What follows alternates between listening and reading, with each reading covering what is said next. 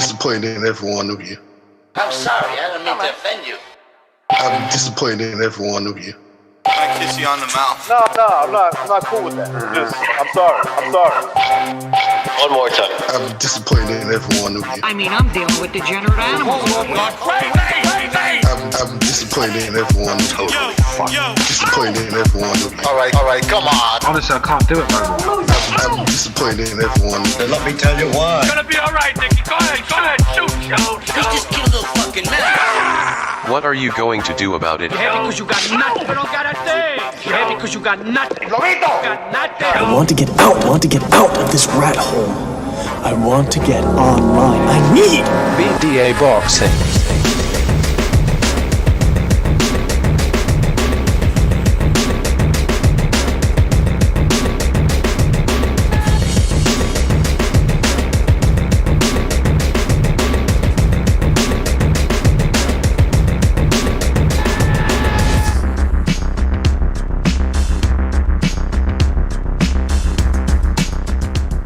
All right.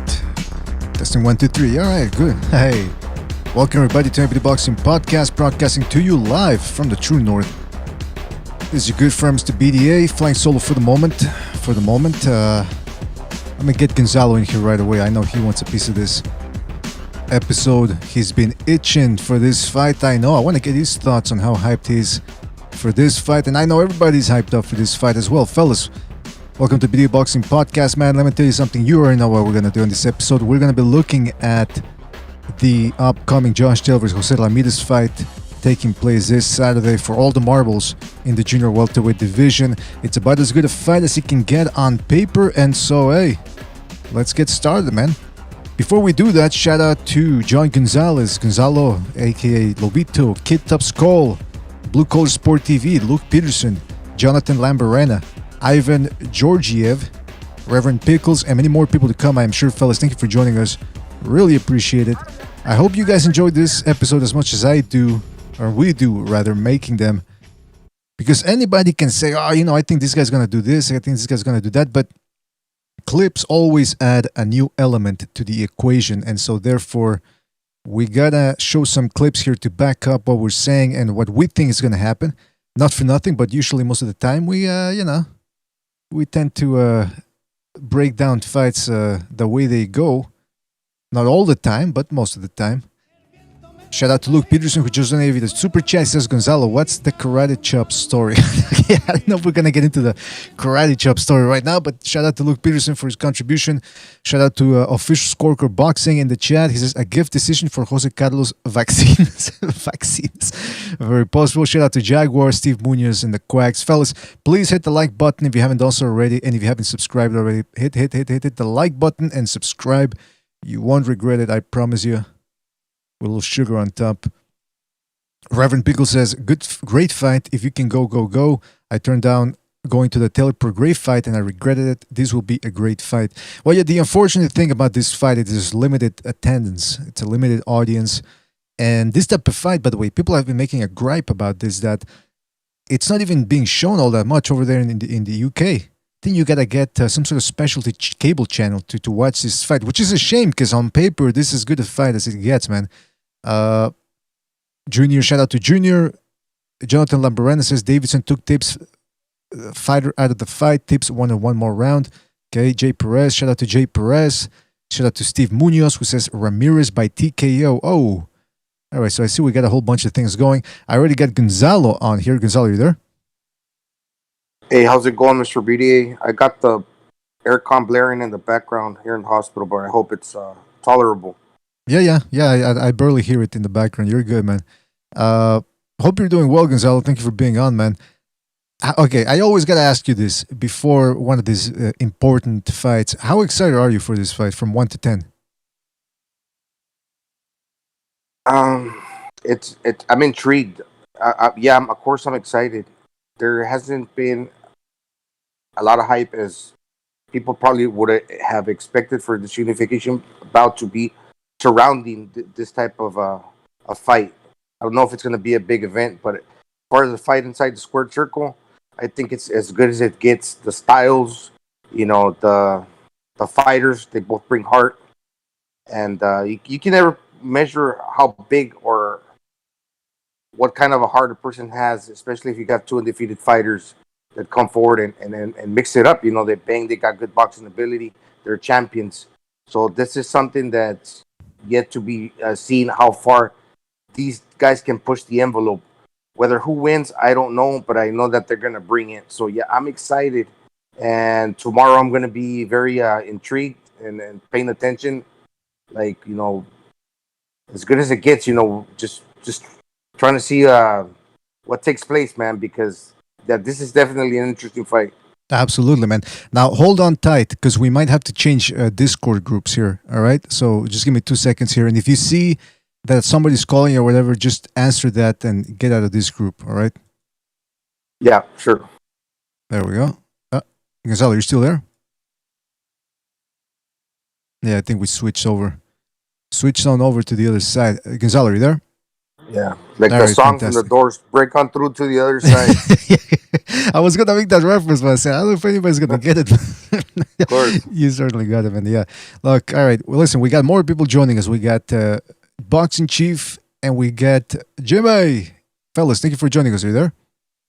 Oh, I'm here. I'm just setting up my headphones again. I hit the phone before I realized it was the show, so I wasn't ready. I apologize. That's all right, Jimmy. Don't worry about it. And hopefully you're on your PC, man, because we're going to be showing, like I said, clips here. And we need everybody to be able to see what we're showing here. Jay, are you there, by the way? I mean, yeah, I'm Boxing Chief, here. yes. Are my headphones good? You can hear me through here? I can hear you fantastic, man. Very well. Beautiful. Thank you for having me on. Well, thank you for being on, man. And like I was telling the fellas here, we're going to be watching clips of Ramirez and Taylor, which I think is about as good a fight as we can get on paper. You know, especially after the whole shenanigans between Wilder and Joshua and Fury. Those guys, like I said, the heavyweight division lately tends to disappoint more than it delivers. So I said, you know what, this is a good sugar pill to swallow the shit that we've been fed in the past 2, 3, 4 weeks. So, hey, listen. Well, I'm just saying.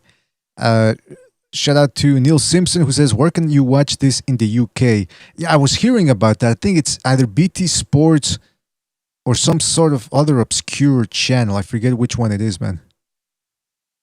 But, yeah, listen, worst case scenario, Neil, I mean, this is as good a fight as... You get as much justification for this fight as any other to watch it on the radio, if you know what I mean. You know, get it from a less than reputable source. But hey, listen, you got to do what you got to do, man. If they don't bring you the fights, you go to the fights. That's always been the Highlander way. All right, listen, fellas. We're going to jump straight into it because I want to see if this shit works. You never know some of the kinks. By the way, am I breaking up a little bit there?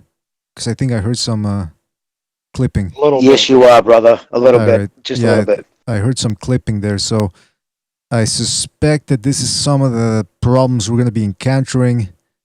There's going to be some clipping. But hey, it's part of the game, man. What do you want from me? That's the way it works. We'll move on, move forward, and tough it through. That's right. That's right. I'll talk not to try too much. All right. Can you guys see what I'm sharing here? The screen? Yes. Fantastic. Fantastic.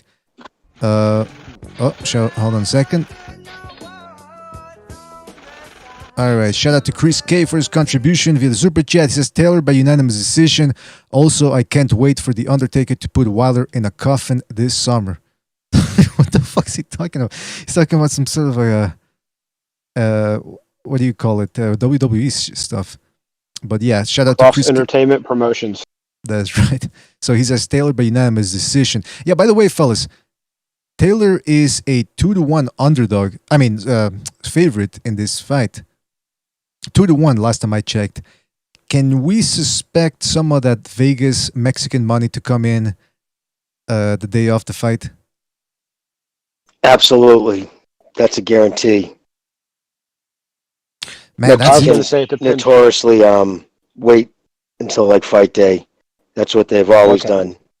You know what I mean? Uh-huh. But as far as across the country, I don't know if that'll change the needle there, but you know what I mean? Like I remember when Chavez would fight in Vegas, it was crazy. The odds would, just change dramatically the day of the fight.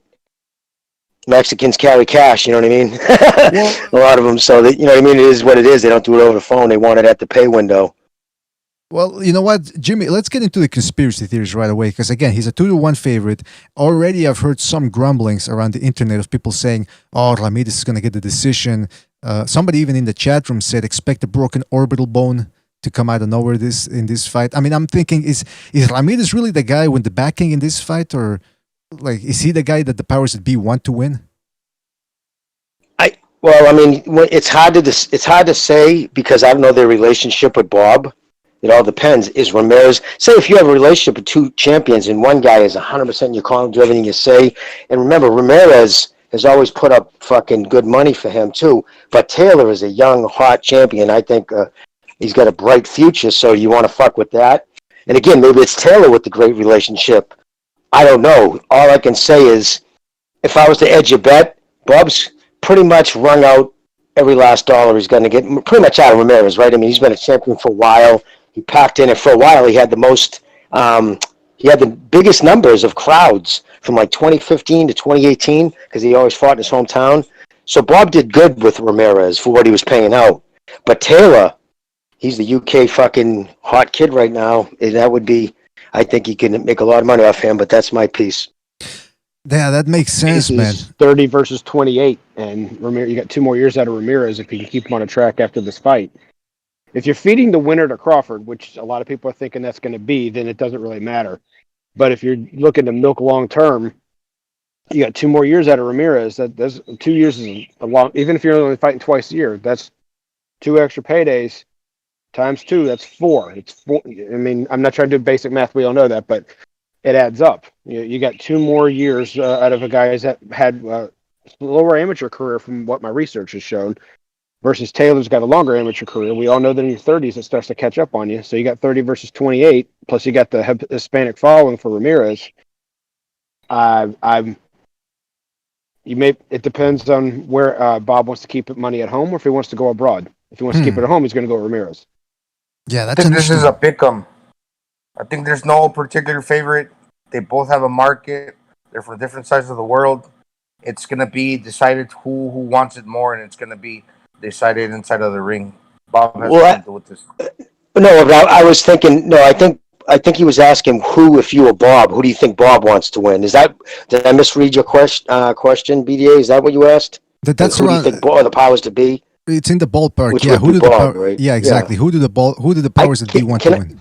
Can I say that rumor, and I've heard it too, about feeding him to Crawford? I think that's just total horse shit. I mean, what kind of person, manager would you be if you were Taylor's manager that you would even entertain that idea? You know what I mean? Like, why? Like, you know what I'm saying? Like, why would you do that? This kid can clean up 140 if he beats Ramirez. You let him campaign down there. Why would you want to move him up? But if he beats Ramirez, use him as fodder. 140. That's the point. But then you reign there for a while. You know what I'm saying? Because listen, if you go up and lose right away at Crawford, that takes a lot of luster off your nut. It is what it is in today's world.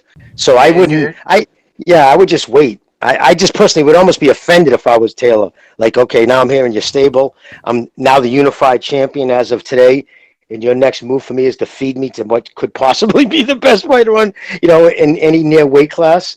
I don't know. Well, you know what? That's my Al Heyman coming out of me, brother. I think Josh Taylor has been saying that he wants Teofimo Lopez. Because again, Teofimo Lopez, and we said this before the Lomachenko fight, and it turned out to be true, he's having trouble making weight. I mean, he's struggling to make 135. It's not a cakewalk for him. So he wants to move up, and Josh Taylor says he wants to teach this kid a lesson, shut his mouth. So that would make sense, right? Taylor versus Ramirez, yeah. Yes. Yeah, you take a lot less punch power from a kid coming up than you're gonna go fighting Crawford. And we said that. Yeah, no, absolutely. First, Teofimo Lopez. I remember D's. He didn't kind of think that we were all hearing the same thing, and I was hearing from Steve, and everybody was saying he was wicked struggling to make weight. Like, and that was when he was 22 years old. It doesn't get easier. Exactly, yeah. Especially when you're a big dude like he is. I mean, he's very muscled up and everything.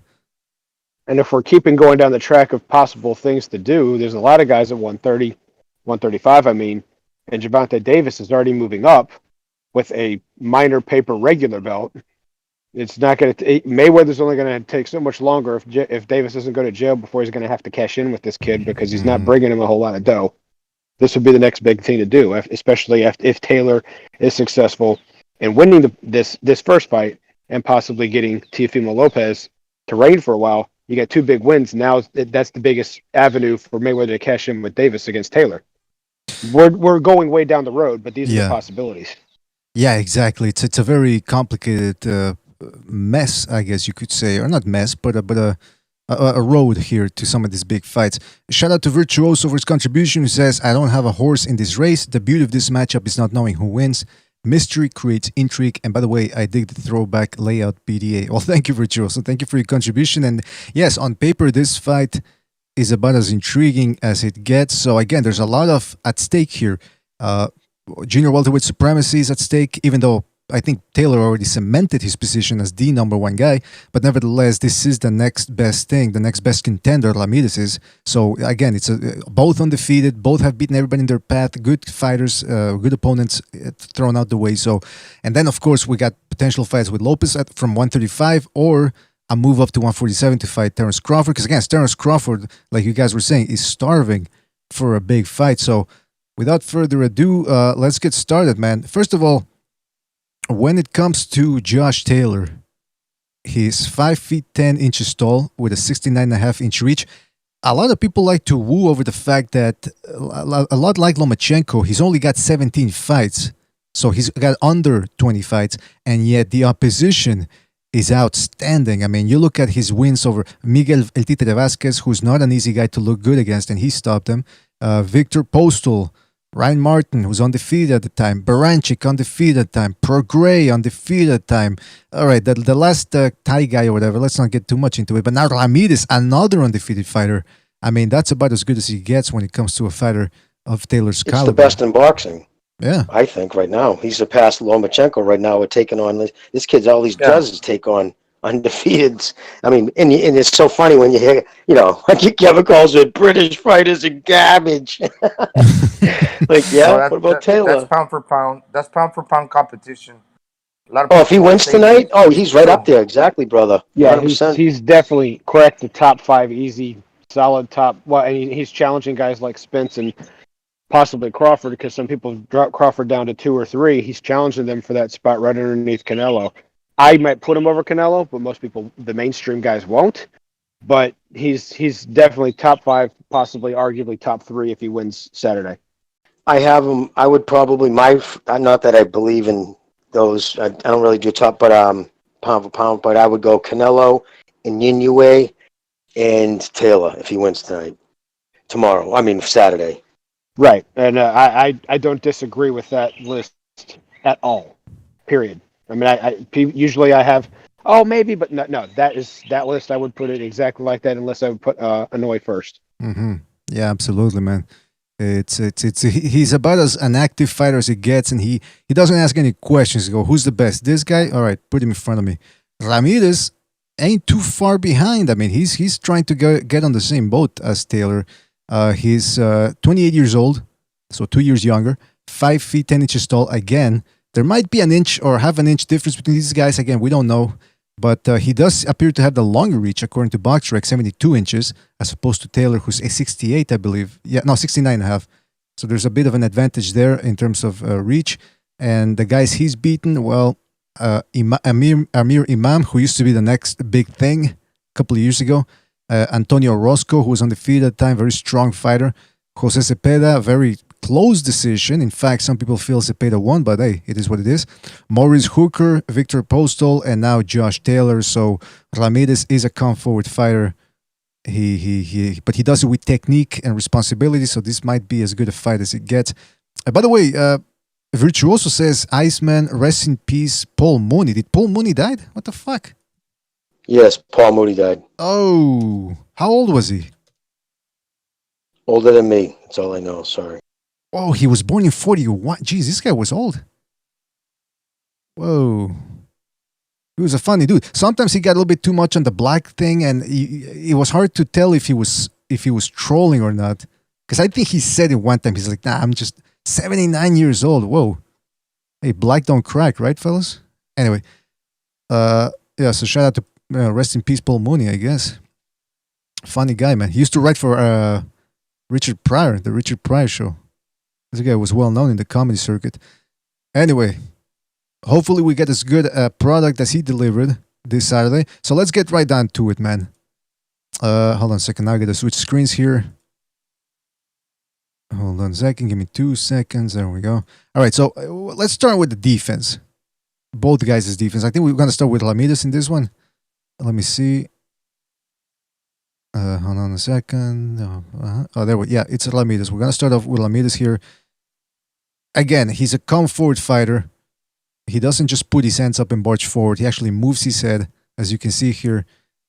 Very good at parrying shots, as you can see here against Victor Postal. By the way, you guys, again, I always remind you, feel free to jump in whenever you want. But you can see that Ramirez has a good dynamic defense. He moves his hands at the same time the other guy's punching, so the punches slide off his guard, and he moves his head at the same time, so he can parry, he can block, and his general style is to block shots and counter right away. And he's pretty quick. He bends those knees really well too, which generates power if he actually counters from that position. Very good point, man. Very good point. Yeah, he just incorporates everything, huh? A little bit of changing levels, moving the hands, moving the upper body. And like you said, it's because he wants to attack right away. He's like a feline. And he sways his... He also sways his head from side to side to look for opportunities from either side of the pocket to punch. So exactly. Keeping an eye, or sway to the left, I'll throw a left, or sway to the right, I'll throw a right. Well, here's an example. He creates motion, so he throws sweeping punches. When he moves his head, he creates motion, then he'll sweep with one hand and generate power. Very, very well said, Gonzalo. That's the thing, though. Yeah, like first of all, like you said, here you can see against Cepeda, a southpaw. This time he's dipping more towards his right to avoid the left, and like you said, and Jay said pretty much the same thing. When he changes levels, he's bending at the knees so he can counter, and right here he's trying to look for that right hand, as you can see here. But of course, he's causing Cepeda to smother himself. You know, the way I would describe Ramirez is feline. He's like a mountain lion. He's coming forward, and he leaps forward, especially when he fights taller guys like Postal and Hooker, as we're going to see later on. But yeah, that's pretty much his defense. And here against Cepeda, a southpaw, just like Taylor, he's going to be dipping towards his right, I suspect, a lot. But body punching might play a factor here against Ramirez, as we're going to see later on. When it comes to Taylor, a very similar fighter. He can block pretty well too, move his head.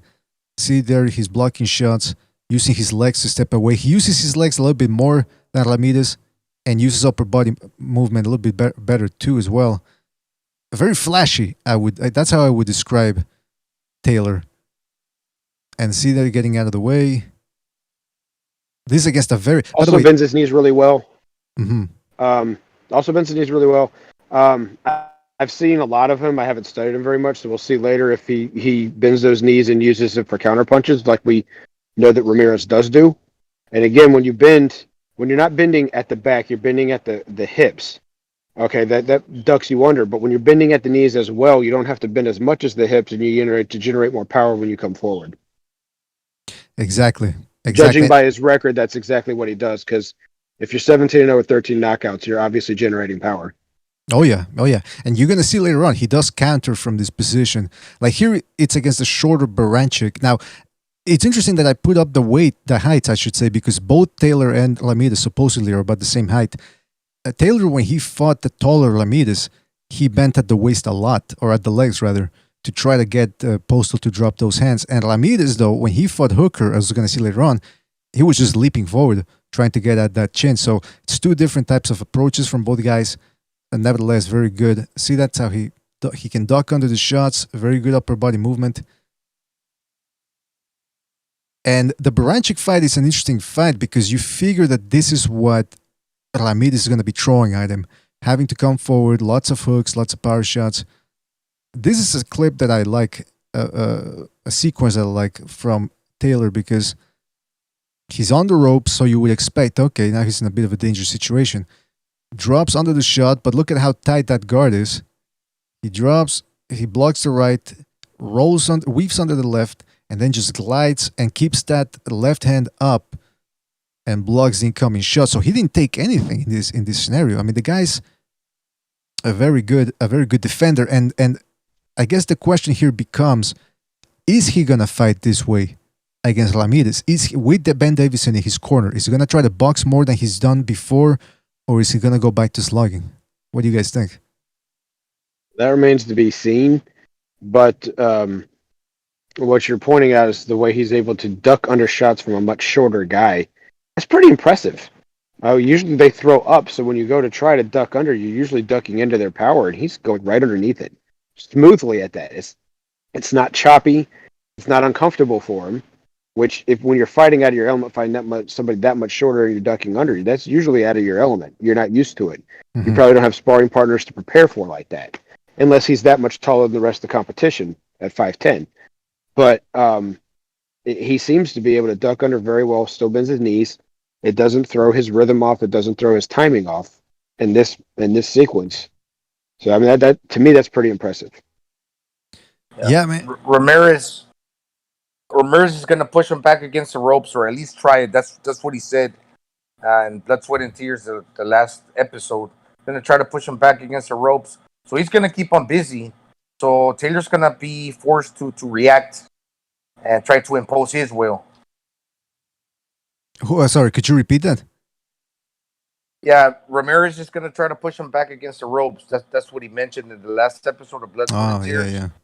So he throws more punches, I believe, than Taylor, and Taylor's going to be forced to sit down on the shots to impose his will as well. Yeah, that's the thing, because I heard Taylor say, "Oh, we're going to war," but that's a very ambiguous term, because he could mean going to war as in it's going to be a battle of attrition, i.e., I'm going to box and he's going to come forward, or it could mean I'm going to slug it out the way I did against Prograis. It remains to be seen, but one thing that's for sure is Postal actually was asked over at Ring Magazine. They asked him to judge both fighters and to gauge them and see how the fight's going to go. He said Ramirez, surprisingly, he said Ramirez is stronger than Taylor. That's what he said. But he also said that Taylor was more difficult because he didn't know what Taylor was going to do. Box or switch hit or come forward. Whereas with Ramirez, he said, I pretty much knew what he was going to do. So it was a little less difficult fight, he said. But nevertheless, it brings up the good point here of Taylor must already know how Ramirez is going to fight. So you would expect him to have a more certain outcome in his mind. Whereas Ramirez doesn't know, okay, is he going to try to fight me on the inside or am I going to have to chase him down? That's what makes this fight so intriguing. And by the way, fellas, don't forget to hit the like button, hit the like if you enjoy this product. Official Scorecard Boxing, send me a message on Discord because I can't find you there for some reason. And I can't switch off right now here from what we're watching. So officially, if you want to jump in, let me know. Oh, actually, hold on a second. Don't message me. I got you here. Hold on a sec. All right, fantastic. All right, so let's keep watching here. So yeah, so that's pretty nifty defense here from Josh Taylor, ducking under shots. Baranchik's pretty quick, man. And as we know, pretty dangerous based on the Cepeda fight. Both guys almost took each other out in that fight. It was just a matter of time for both of them. As you can see here, Josh Taylor, very good at switching angles on the inside, a little bit like Lomachenko. He doesn't do it as often as Lomachenko, but he still does it on the regular. Using his feet, there you see, rolling with the shots on the inside. And like I said, switch hitting. He can also switch hit on the spot, by the way. Which is pretty dangerous and unexpected. And by the way, we got official boxing scorecard here while we watch this. Official, are you there? Yeah, I'm here. I'm just trying to see if it works for me. Just give me a second. Okay. See here, this is pretty interesting. How Taylor, see, he's in a righty position. No, actually, southpaw here. Yeah, southpaw. But see how he moves his feet ever so slightly, and Europe just changes the angle and pivots away, and leaves Baranchik hanging there. Like I said, flashier defense than Ramirez. Well, he's definitely no Pernell Whitaker, but he has a little bit more of the defensive repertoire moves than what Ramirez has shown. And so what I mean by that is he can move his upper body, he can move his legs, and he likes to take that sidestep and pivot just like Whitaker used to do when he's standing for the left-handed stance. So if and we talked about this when we were doing back when Lomachenko fought Lopez, it'll come down to the battle of the feet versus lefty versus righty. If Ramirez doesn't keep his foot on the outside, his lead foot on the outside, to control where Taylor can go from the southpaw stance, if he doesn't do that, Taylor's going to be able to use his aggression against him. And so what Gazelle was saying earlier wasn't necessarily incorrect on the style, but Ramirez is going to have to work harder because he's not going to be able to cut the ring off. He won't have his foot placement in the right spot, and Taylor's going to be able to sidestep, slide out, move to the side, and make Ramirez have to reset. Yeah, that makes a lot of sense, man. That makes a lot of sense, especially like I said, since Taylor already knows pretty much what Ramirez is going to do. Now, of course, it's one thing to know what he's going to do. It's another thing to prevent the other guy from doing it. But it does put him at a bit of an advantage, which is why I believe that the odds makers have him as a 2-1 favorite. And speaking of what Ramirez has to do, feint. Here you see him against Maurice Hooker, coming forward and feinting. Here's against Postal. And then he goes in there and throws a stabbing shot to the body. They're more feinting. He didn't feint nearly enough as he should have against Cepeda, but as you can see there, he was feinting plenty enough. Now we get to the jabs. Again, a necessary punch in any situation. And here he was out jabbing the longer and taller Maurice Hooker. And the thing about Ramirez is he's not averse to jumping in with the jab, which a lot of fighters and trainers don't like jumping in because it puts you in a bad position. But Ramirez, he just shows you how motivated he is to get to that target. And here's an interesting sequence here, and we're gonna see a lot more of this later on. He jabs, and then he not pivots, but he jabs and then steps to the left to put a little bit of weight on that left hook. So he go for the left hook to the body, recharges, recoils, and then go. You see, a lot of times what he'll do, we're going to see it later, jab, left hook to the body, and then a left hook upstairs. But then what he'll do is he'll switch it up. Left hook to the body, and then he'll turn that left, he'll straighten it up into a bit of an uppercut. Yeah, he's really active with that lead hand, BDA. Mm-hmm. So that's not only is that his weakest hand, he basically uses his power punch with that left hook upstairs. And as we've seen a lot of fighters that are right-handers, they really don't go to the body as well with that left hand as good as they should. You know, granted he's a right-hander, he's not a southpaw, so he's throwing a real powerful left hook to the body with that lead hand. So that's credit to him for being able to do that, because that's his lead hand. It's closer to the target, and he's really active with it, and also says he's got good balance. Right. Well, he kind of almost hooks off of the jab. Technically speaking, he's dipping in with it, but a lot of fighters don't do that. The jab is the jab, the hook is the hook, the right hand is the right hand, and they almost need to parry off of each other. Very often, do people, yes. You need to use the other. Yep. You need to use the other. You need to use the other hand to balance your body out. You know, when you throw one hand as often, you need to use the other hand. But this guy can change levels without having to resort to the trail hand. And what that does, that allows you to keep your distance and not lunge forward while possibly getting caught by exposing your body. So basically, you can keep roll that because that hand is in the front, right? And you can keep your guard placed in the back where you're not lunging in. So I mean, that's a good quality he has. Yeah, that's a good point. But I have to. Go ahead, official. Go ahead. Okay, thanks, BDA. Yeah, so I've been doing my own film study as well these days, and so there are things that I do not like about his jab. And look, I think that he can be out-jabbed, and he in fact doesn't use his jab enough. When he uses it, it's always it's a very good, powerful jab, a power jab or up jab to get to the angle, but I would say that he doesn't use it enough. When he used that hard jab, he always comes in behind. That's good. He uses it the way FBI is breaking drug dealers' doors.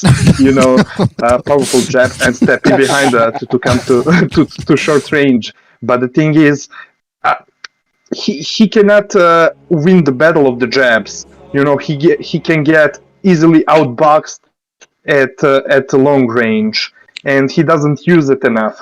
That's my point. I think what official's saying is he has a pushing jab, which in the industry of like trainers over here will call it a pushing jab. He pushes it rather than snapping it. You know what I mean? A lot of guys just snap it out there from the fucking shoulder. His is more pushing.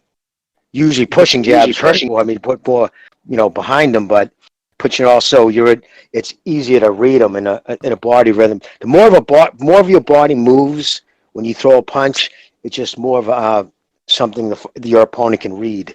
It's more of a tell. Yeah, Jimmy. Exactly. Yeah, Jimmy. Exactly. Thank you. Because he doesn't know to simply box with his jab, to score points with his jab.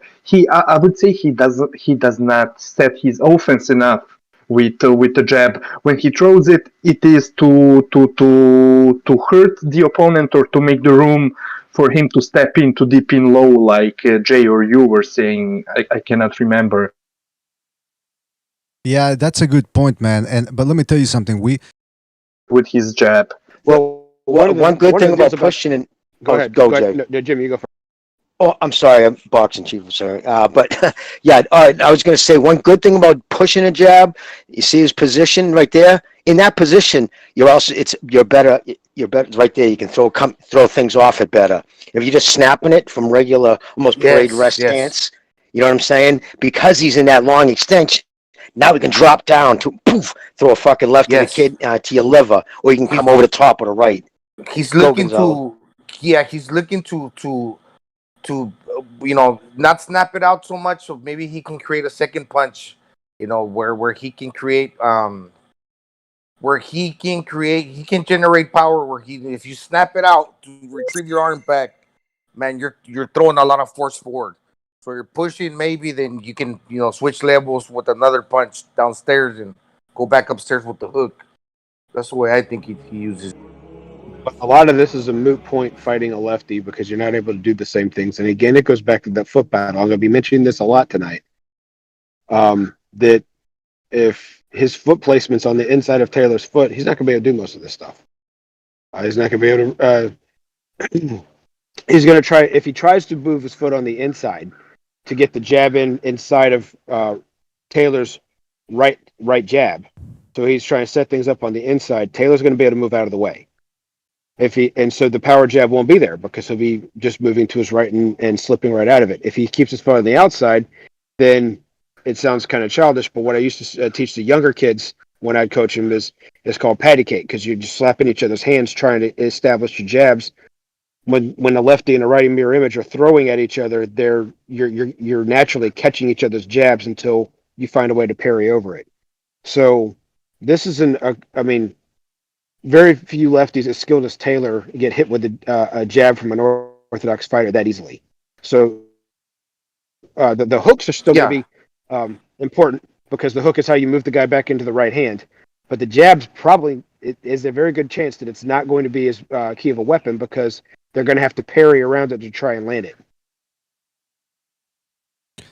By the way, fellas, before we continue, shout out to Michael Poe for his contribution via Super Chat. He says, I just tuned in. I missed the Fury episode, but there's no way in hell that Bob Arum had nothing to do with that arbitration, boxing corruption. Anything is possible. Wilder isn't fighting Fury. All right, shout out to Michael Poe for that. And shout out to Amak PvP as well for his contribution. Shout out to you fellas. Really appreciate it.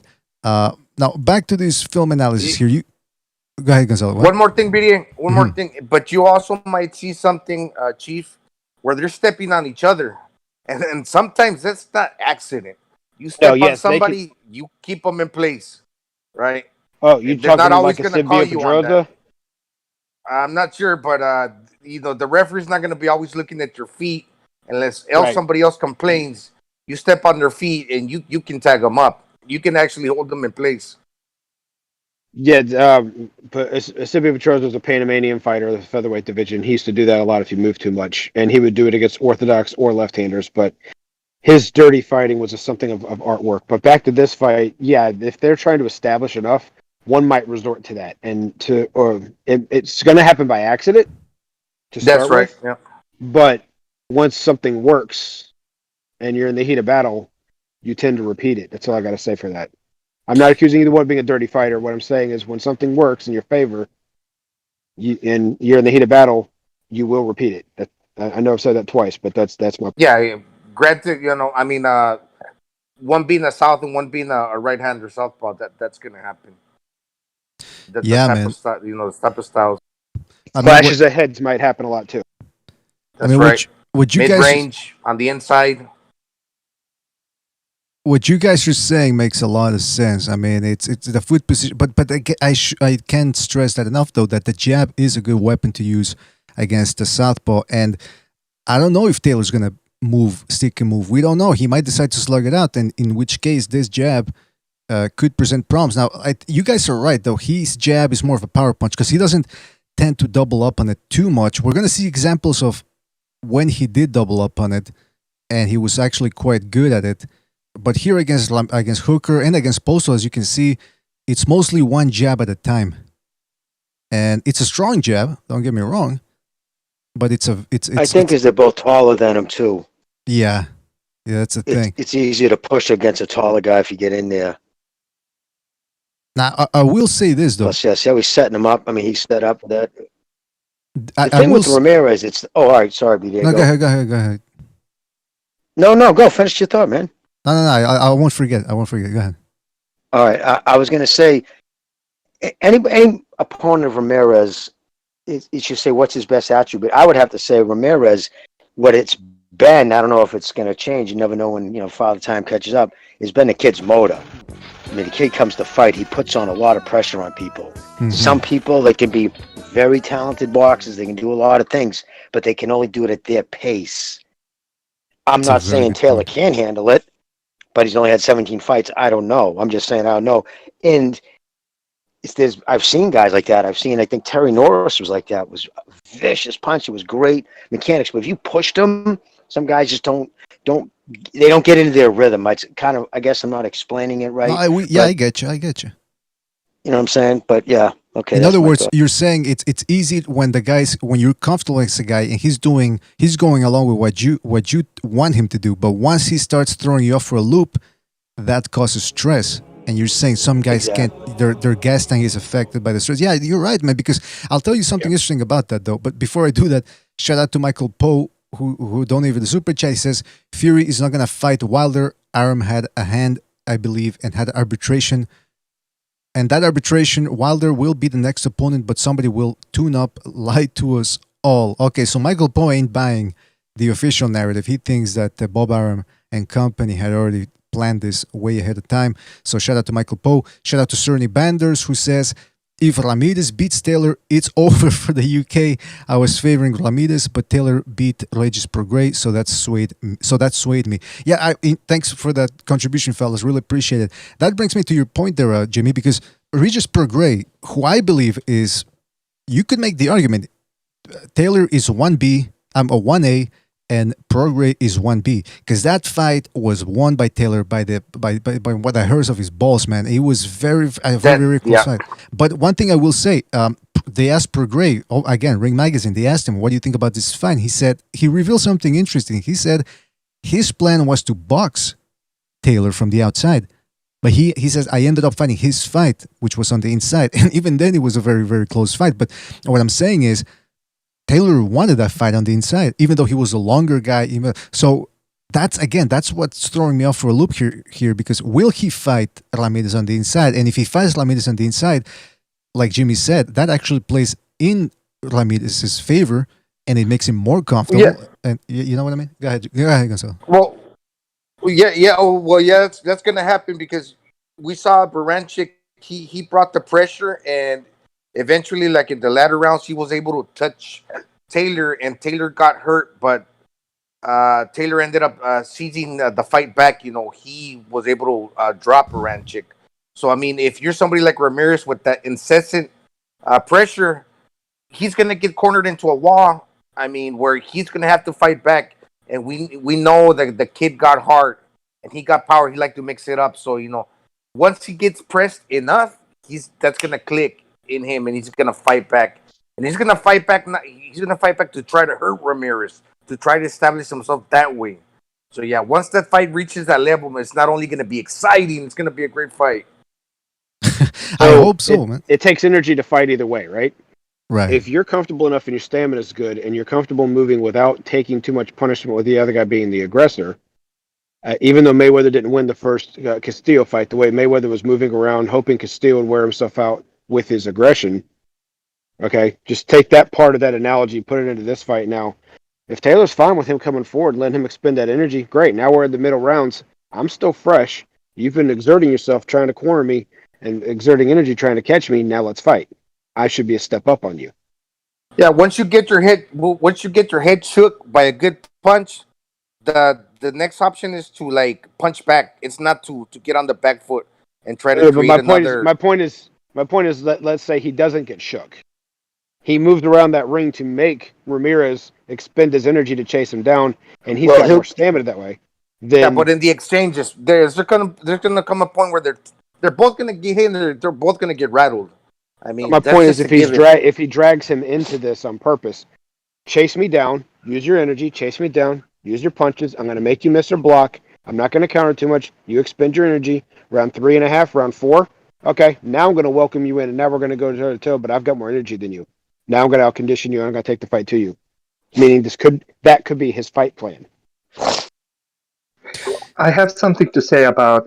It's nice that BDA put up Ramirez versus Postal on the screen, because watching that fight, I was impressed with how much ground Ramirez was able to cover with his 1-2s against a mover in Postal. So throwing his 1-2s, he was very quick with it and covering a lot of ground, and was able to land some mean straight rights. But it takes me back to his fight against Zepeda. Now, against Postal, it was easier to follow up his jab with a straight right, because Postal is orthodox fighter. So how do you say, the space in between both of in between Ramirez's right leg and Postal's left leg was same as the difference with other two legs. Yeah, the distance. Thank you, Jimmy. But Zepeda was a southpaw, and so he was not. He was very tentative to throw a straight right hand, to throw 1-2. Because there's much more space in between Zepeda's left foot and Ramirez's right hand, and he was scared, to get off balance, and Zepeda was getting him out of balance and making him hit air a lot of times. So I would say that Taylor would be looking to do the same, but he's much more aggressive than Zepeda at the same time. So there will be a lot of inside and mid-range fighting. Yeah, man. Oh, okay. I heard myself there. Yeah, it's like I said, Ramirez is like a feline, and to your point, official, look at this clip here of how much ground he covers. Look at this. Look at the distance between them. So he steps in with a jab that grazes Postal's face, and then right away he jumps in for another one, and boom, catches him with a harder one. And Postal, what he was doing all night long was he was using that lead leg to pull it back, like here. See that, how he pulls it back and then circle away off the momentum of that. So he was able to use that to get away, but still ate at least one small jab and then a big one here. The negative in this situation for Ramirez is that it takes a lot of energy to do this. It's a lot of explosiveness, a lot of anaerobic energy. So if Taylor can make him miss and control him, it might wear Ramirez out. But still, look, I mean, just look at this jab, man. Boom, right on the kisser here. And this is against Post. Yeah. Well, as I say, not with Postal. Even when you're going backwards, even if you're going backwards, defending somebody, it's like, all right, I can tell from, I'll tell you, I know in my experience, like there was this kid I used to spot all the time, Mike Tilton, and he was nowhere near as good as me boxing. but this motherfucker never stopped coming. You know what I mean? Just had this motor, and so it actually makes you physically as much mentally tired because you're constantly like darting to the side. You're always having to think what you're doing. You know, there's more thinking as a defensive fighter. It's reactionary as an offensive fighter. You know what I mean? If you're in that position. And again, I just don't know if Taylor has ever been put in that position where he has to, like, has someone coming at him and just keeps pushing him. I'm just curious to see these. I mean, I think Taylor has the goods to become an all-time great from what I've seen. So these are the little things that will make him that. If he can deal with a really, aggressive kid who just keeps coming. Mm-hmm. And if he can fight well that way, that's my point. Well, the Baranchik fight, that's why we're going to take a look at some of his clips later on as well. Where that was a guy that's similar to Ramirez in the fact that he comes forward. Although I do believe he's stronger than Ramirez, he's also a little bit more stiff, I would say, in a way. So, but it's a similar type of fight. He had to, like Gonzalo said, at some point Taylor had to say, you know what, I'm going to stand my ground and try to outslug this guy. And it turned out to be one of the best fights of the year, for me at least. So, yes, he has fought somebody. I mean, he fought Pergray on the inside too. So he's been in there with better competition than Ramirez, even though he's got less fights. So don't let those 17 fights. Those 17 fights fool you. Those 17. Yeah, sorry, I'm muting myself. BDA, I mean, Taylor is extremely talented inside fighter. So I would say for Taylor, the key would be to go in and out, to either stay on the outside and or jump and fight on the inside, shoulder to shoulder. But it would be very dangerous for him to stay at the mid-range, because that's where Ramirez gets power on those explosive hooks and uppercuts. Yeah, and not for nothing, now that you mentioned the mid-range, look at him throwing this jab here at the mid-range. He's not even at the proper, or you would say exact perfect position, and nevertheless he's able to snap Postal's head back right there. Postal, to his credit, comes right back with a left uppercut, but still, Ramirez, like you said, very dangerous, whether at long range where he can extend that jab, or mid-range where he can gather some unusual momentum on his shot. So let's just go through these jabs here. I think we get the point with Ramirez's jab. Again, doing a good job against the taller Postal, snapping that head back. Look at that. That's why I understand what Postal says when he felt that Ramirez was a stronger fighter than Taylor, which surprised me, by the way, when he said that. These are jabs against Cepeda, a southpaw. So we're getting a little preview of what he's going to do against, or try to do against, Taylor. Good straight jab, doesn't telegraph it. But again, one at a time, right? Though it's not he's not doubling up on it. Sometimes he'll change the angle on it. All right, so now we get to Taylor's jab here. This is against Postal again. And by the way, you notice the difference between Ramirez and Taylor. Ramirez is a more squared up fighter, a little bit like a Muay Thai stance. Whereas Taylor, you can see here, body more to the side, trying to use his width more than Ramirez. And he's able to lean back slightly away from this jab against Postal, and then boom, catches him with a jab and then continues forward there. So good jab there from Taylor, who, by the way, do you guys think Taylor jabs enough, or would you like to see him jab more in some of his fights? This night, I think he's going to need the jab more. Yeah, absolutely, man. Yeah, I do think so too, and I think that he uses a lot of setup jabs. But what would be dangerous for him, he uses the same thing that Crawford does, and Crawford gets caught with this as well when he tries to double jab and get to that outside angle, and that's how Crawford gets caught with left hooks many times. And it could be same for Taylor against Ramirez. So because when he leans in for the first jab, before pivoting on his foot and throwing a second jab, his head stays over his front foot, which is natural. When you jump in with first jab, your head is over your front foot, and while you're pivoting on your leg, you can get you. Oh, official dropped off. If I may jump in where he was at until he comes back in, He steps in too far. No, he's back. He's with back. This stuff. Okay, wait. I'll finish my point real quick and let him go. 1 second, official. So, like he said, he leans in. He's right, but he also steps in too far. Instead of keeping that range when he steps in, watch how close his legs get to his opponent. Now he's in their punching range. I'm showing a clip. Yeah, I'm showing a clip here to your point. Go ahead, official. Continue. No. That's all. That's all what I was saying. And I do agree with Jay. Well, you guys are seeing the same, more or less the same thing I'm seeing, because I'm going to show you some examples later on of how he's been made to pay. Official, I like you more and more every day.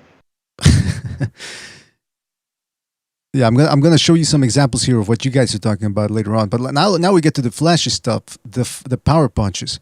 Both guys, they didn't get to the top because they're flashy in defense and they just, one punch at a time and let me get out of the way. These guys put some mustard on their shots, let me tell you.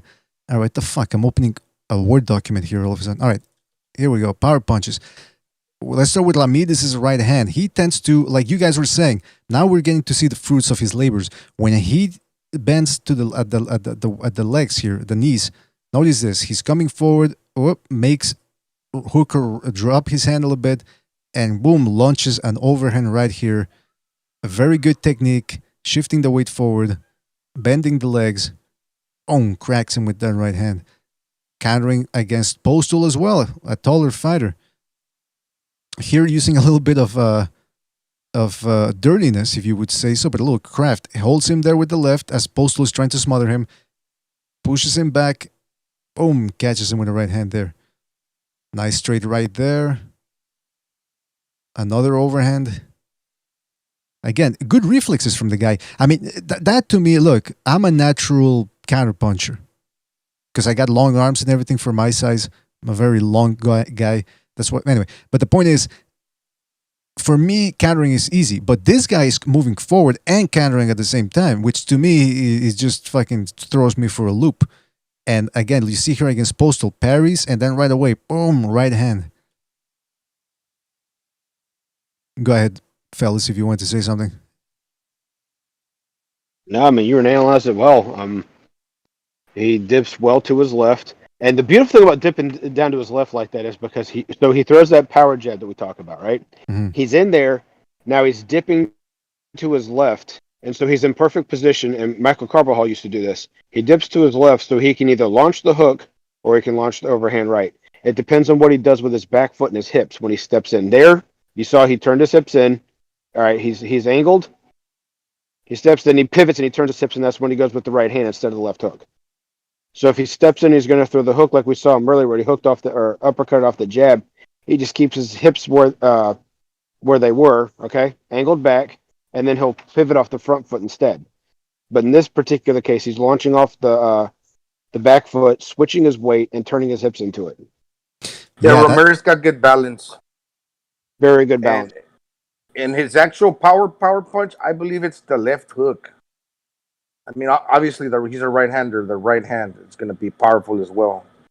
There's a lot of people who may be dominant right-handed, but still have more power in their left hook. I mean, it's an anomaly when it comes to boxing on who's like that and who's not. Tommy Morrison was not a left-handed fighter, but his hook was the harder punch. So he stands in the right-hand stance. You're right, but his better punch, I agree with you. The way he throws that jab and the way he throws those body shots, it looks like his hook is a more powerful developed punch. It's more developed, even if his right hand is the more dominant hand. I agree with you, Jay, because look, me personally, naturally, I'm a right-hander, and when I started boxing, my best punch by far was my straight right hand.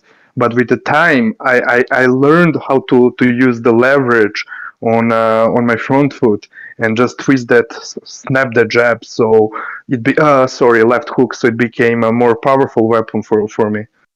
And that's where the balance comes into play. You develop balance as well, because if you're used to punching so hard with your lead hand, but you're actually you punch harder with your trail hand, or you're supposed to at least, then that means you have balance, because you can lean to one way with your lead hand and change levels, throw hooks upstairs and down, and you still got that trail hand that you can resort to throwing hard punches.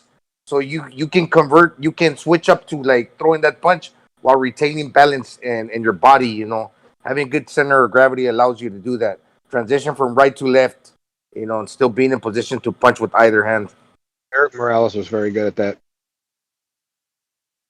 Yeah, we got two guys here in this fight that are both they can both punch with each hand, as we're gonna see later on with. Oh, Taylor. that's right, BD.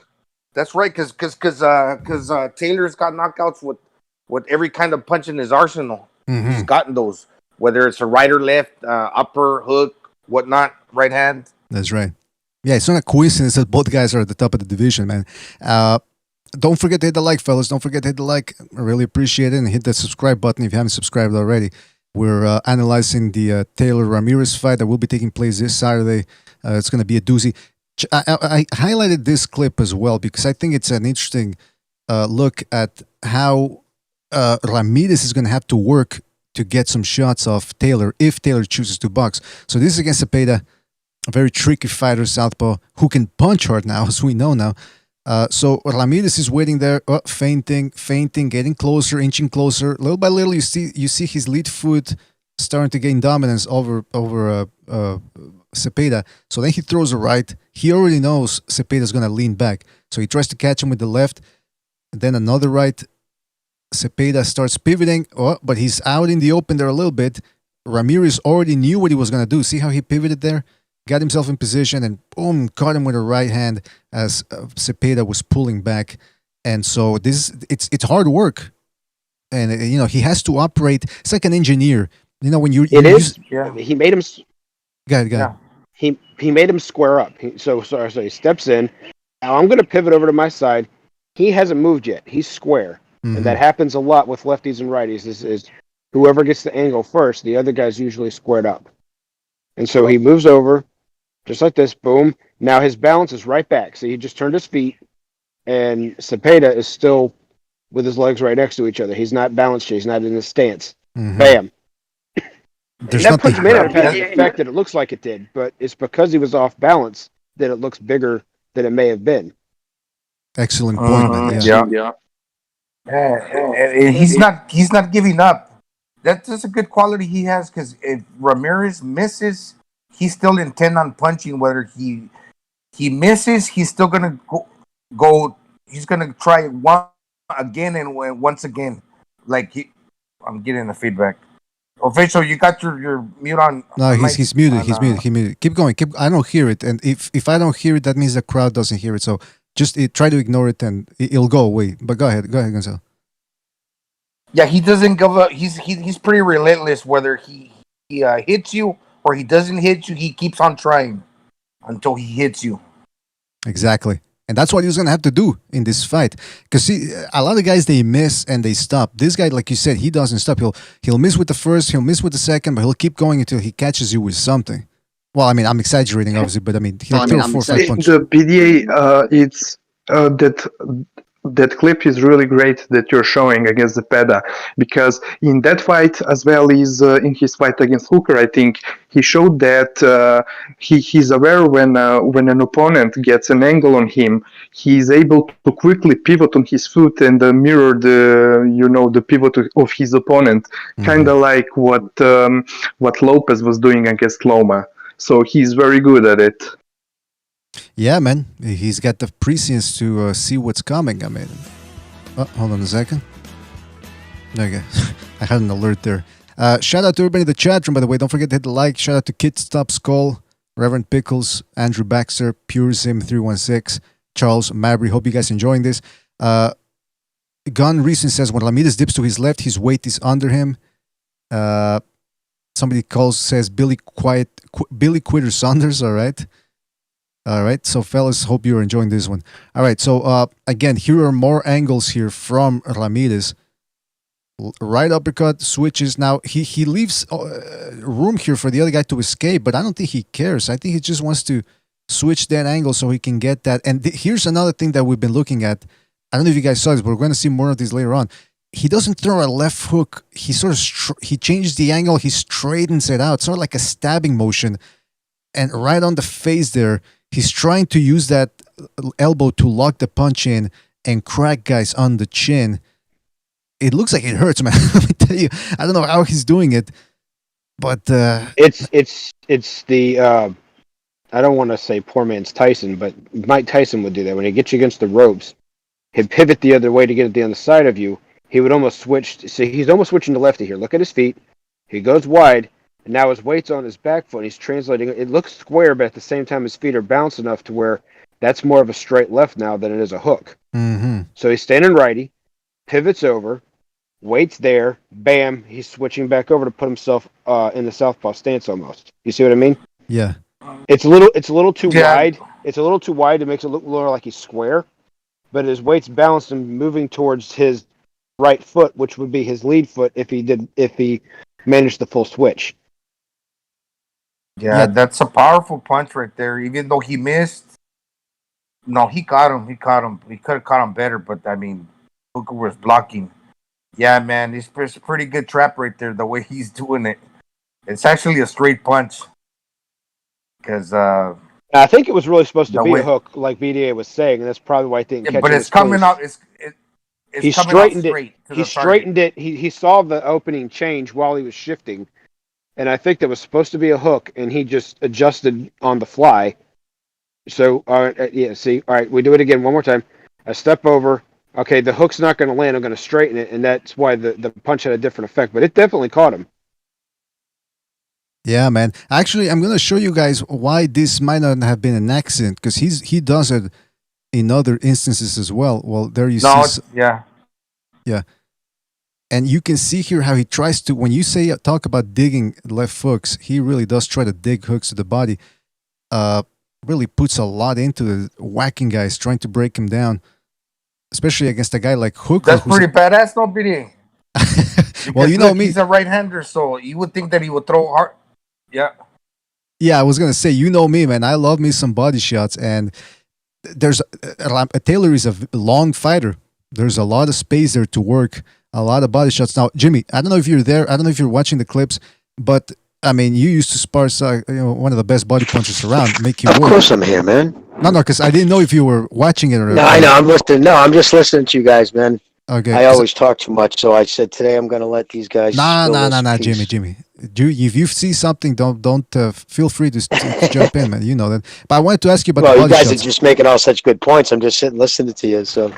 Well, thanks, man. But I wanted to ask you. I don't know if you can see the clip we're watching here, where Ramirez is going for a left hook. When you go for a left hook, obviously you want to go behind the elbow. But I've seen some guys, and I'm going to show you an example later on as well. Some guys go under the elbow, not behind, but almost as if they're in danger of touching the point of the elbow. What do you think? Yeah, because you can break your hand real easy punching an elbow, believe it or not. When you come in if you try to catch somebody in the liver and they're pulling a tight guard and you come up to, and especially if you're wearing, say, like MX Everlast gloves, the horsehair gloves that mold to your hands, the ones that fucking Fury's fans say, look at, they're all disshaped. Yeah, they come out of the package that way, you fucking knuckleheads. But anyways, yeah, those type of gloves. If you catch the elbow, because the elbow is one of the hardest points in the fucking body. That's the reason why they outlawed elbowing on the ground. And I'm MMA, I think, UFC, because it's just so devastating. And it's such it's one of the hardest bones in your body. So you come up and fucking catch an elbow and an uppercut, shatter. So smart to dig around the elbow to get into the liver. But see, that's a telegraphed left. Do you see his left? See, Mickey doing it with me was different. Like he wouldn't very seldom throw body punches from that far away. He'd be like more where he was just up against the ropes and he pitter-patties your head. A couple little taps to your head, right?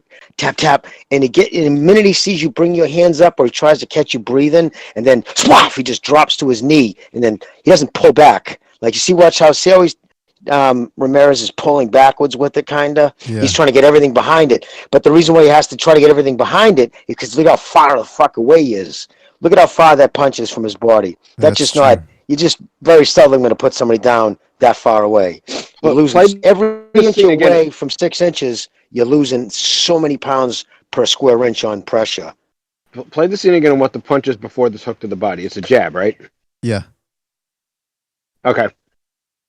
I wanted to analyze to see what punch he threw before that, because Jimmy's point is he does rear back. He's getting himself reset to throw the hook. If it was off the right hand, I wouldn't have think that he was telegraphing much. But I had to see the punch before. It turns out it's a jab, so that he is telegraphing. Jimmy's right. Yeah, I mean, Oh, go ahead, official. Go ahead. Sure, go ahead. I mean, this sequence is very similar to one of the previous ones when you showed Ramirez jumping in with 1-2 and throwing double left hook to the body and upstairs. But yeah, it's very visible that he throws a left hook. But the idea is similar to that other clip.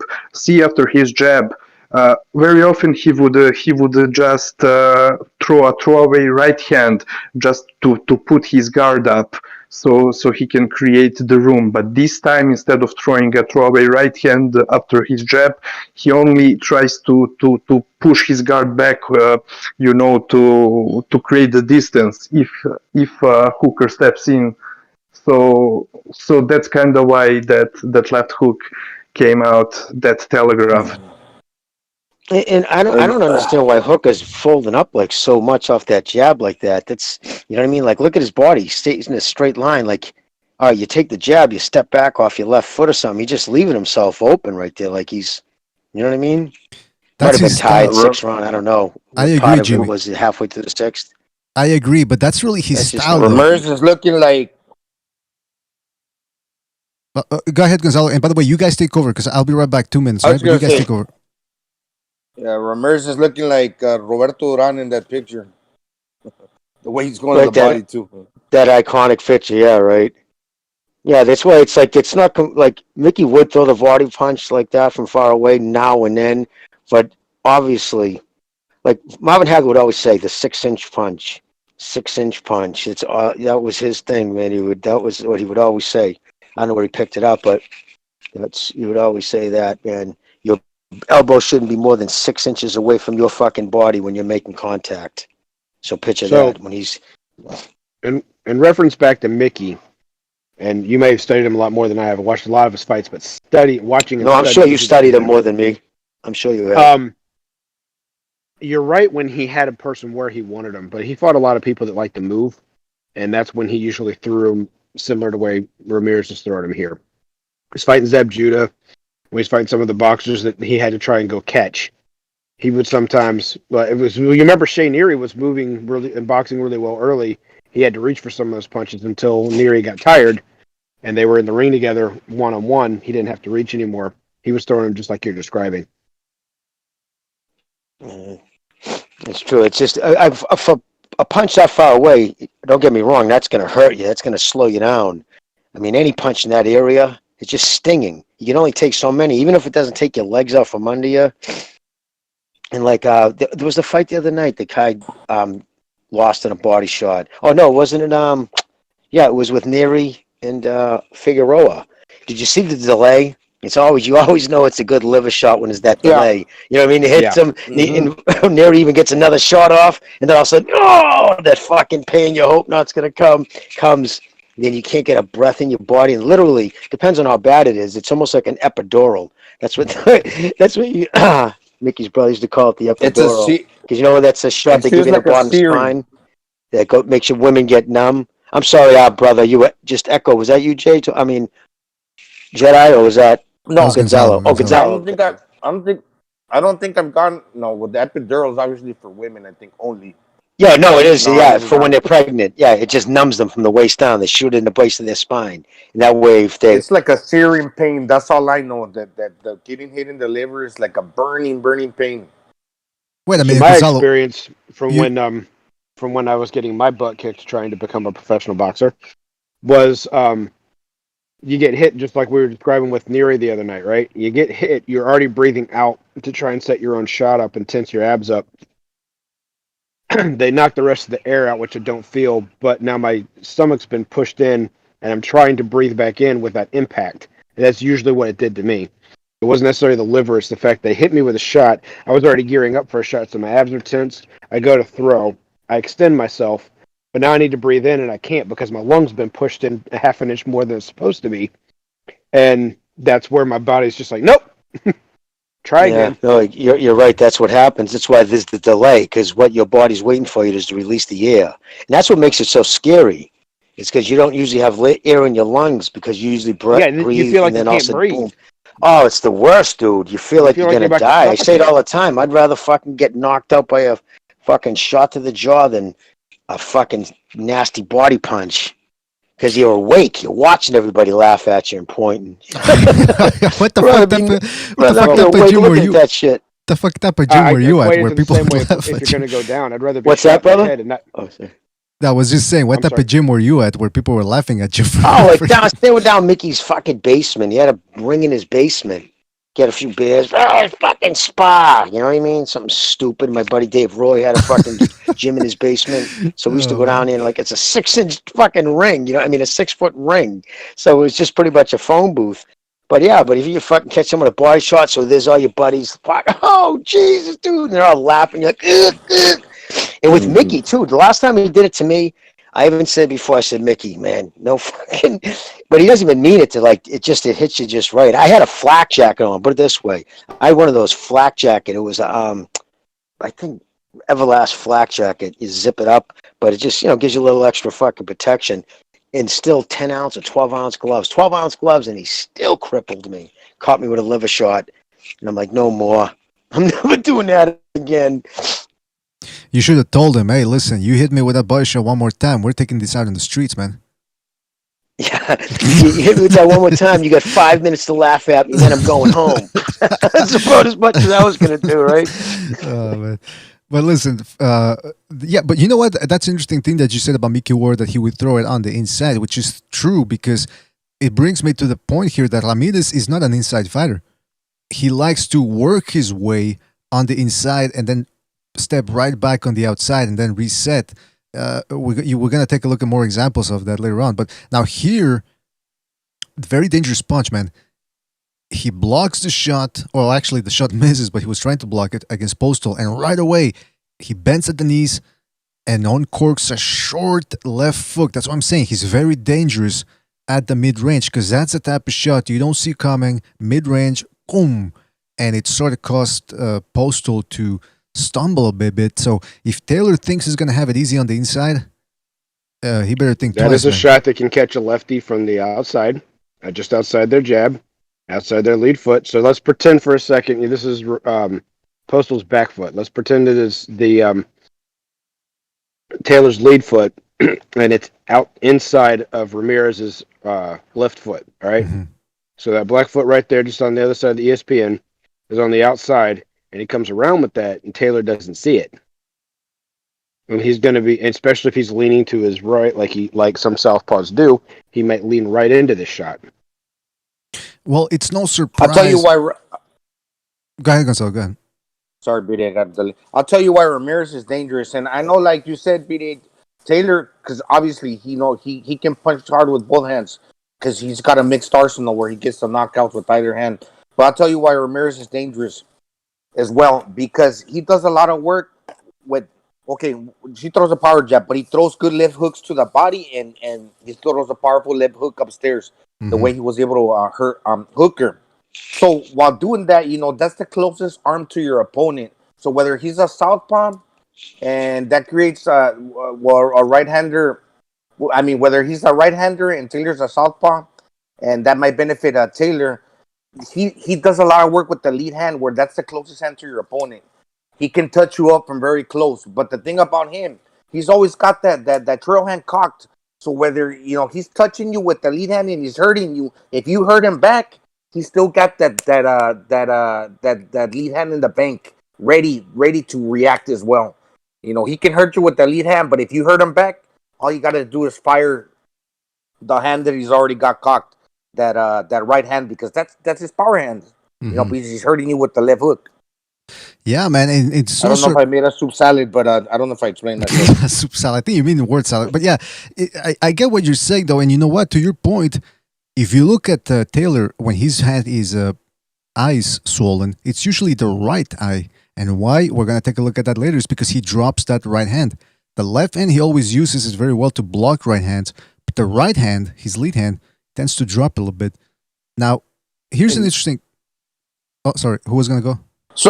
So I was just going to say, just say for example, so let's say I'm hurting you with my lead hand, with my jab hand. I'm throwing hooks upstairs and I'm hurting you, but all of a sudden you react and you hurt me back. Hey, I can still hurt you with my trail hand. That's where Ramirez got going for him. He punches pretty good with both hands. Yeah, like you guys were saying, when he steps in, he's actually going to throw the right or the left. You don't know. Yeah, both the punches can hurt you. It causes confusion. I was just gonna say echo what Gonzalo said. Ramirez's left hook is by far, I think personally, his best punch. Is if he was gonna knock out or stop somebody, it's usually gonna be off that left hook. He does put a lot on it. You can tell that's his money punch. Mm-hmm. As Archie, And the point that I was trying to make, Jimmy, and I keep going back because I just want to be clear, but when you're hurting someone so much with that lead hand, that lip hook, your trail hand is still cocked and you're staying in position to where if you get hurt, you haven't lunged forward, because when you throw your trail hand, you're throwing your weight behind it and you're most likely going to lose your position. But when you're throwing that lead hand, you're keeping your balance because you still got that trail hand cocked and ready to fire, but he's not firing it, I think, until he really needs to. That's when the other opponent commits, then he'll go for it. But usually it's just the lead hand working and doing the damage. Archie Moore used to say the way we're describing Ramirez is he has a very educated lead hand. He can lead with it with some hooks. Like he just did there. He can jab with it. He can drop it and go down and then change levels with it. And it looks as if it has just as much power as the right. It may have a little bit more because he might put a little bit more on it. Converted southpaw. Maybe he just works that one harder on the heavy bag because it's his lead hand. We don't know what the deal is. We just know that it's very strong, it's very accurate, and he can use it in a variety of ways. So if you're Ramirez, it's pretty reassuring to know that you're getting the work done with the lead. And if you're in any type of trouble, hey, my fucking trail hand is still cocked and ready for action, ready to fire, right? That must be a good thing to have. It's right? it's cocked, locked, and ready to rock. That's what it said, man. So yeah, man, he's gonna use it now. In regards to the left hand, remember I told you. Well, first of all, let's go back to this clip here, where he actually is it this one? Hold on, yeah, this one here.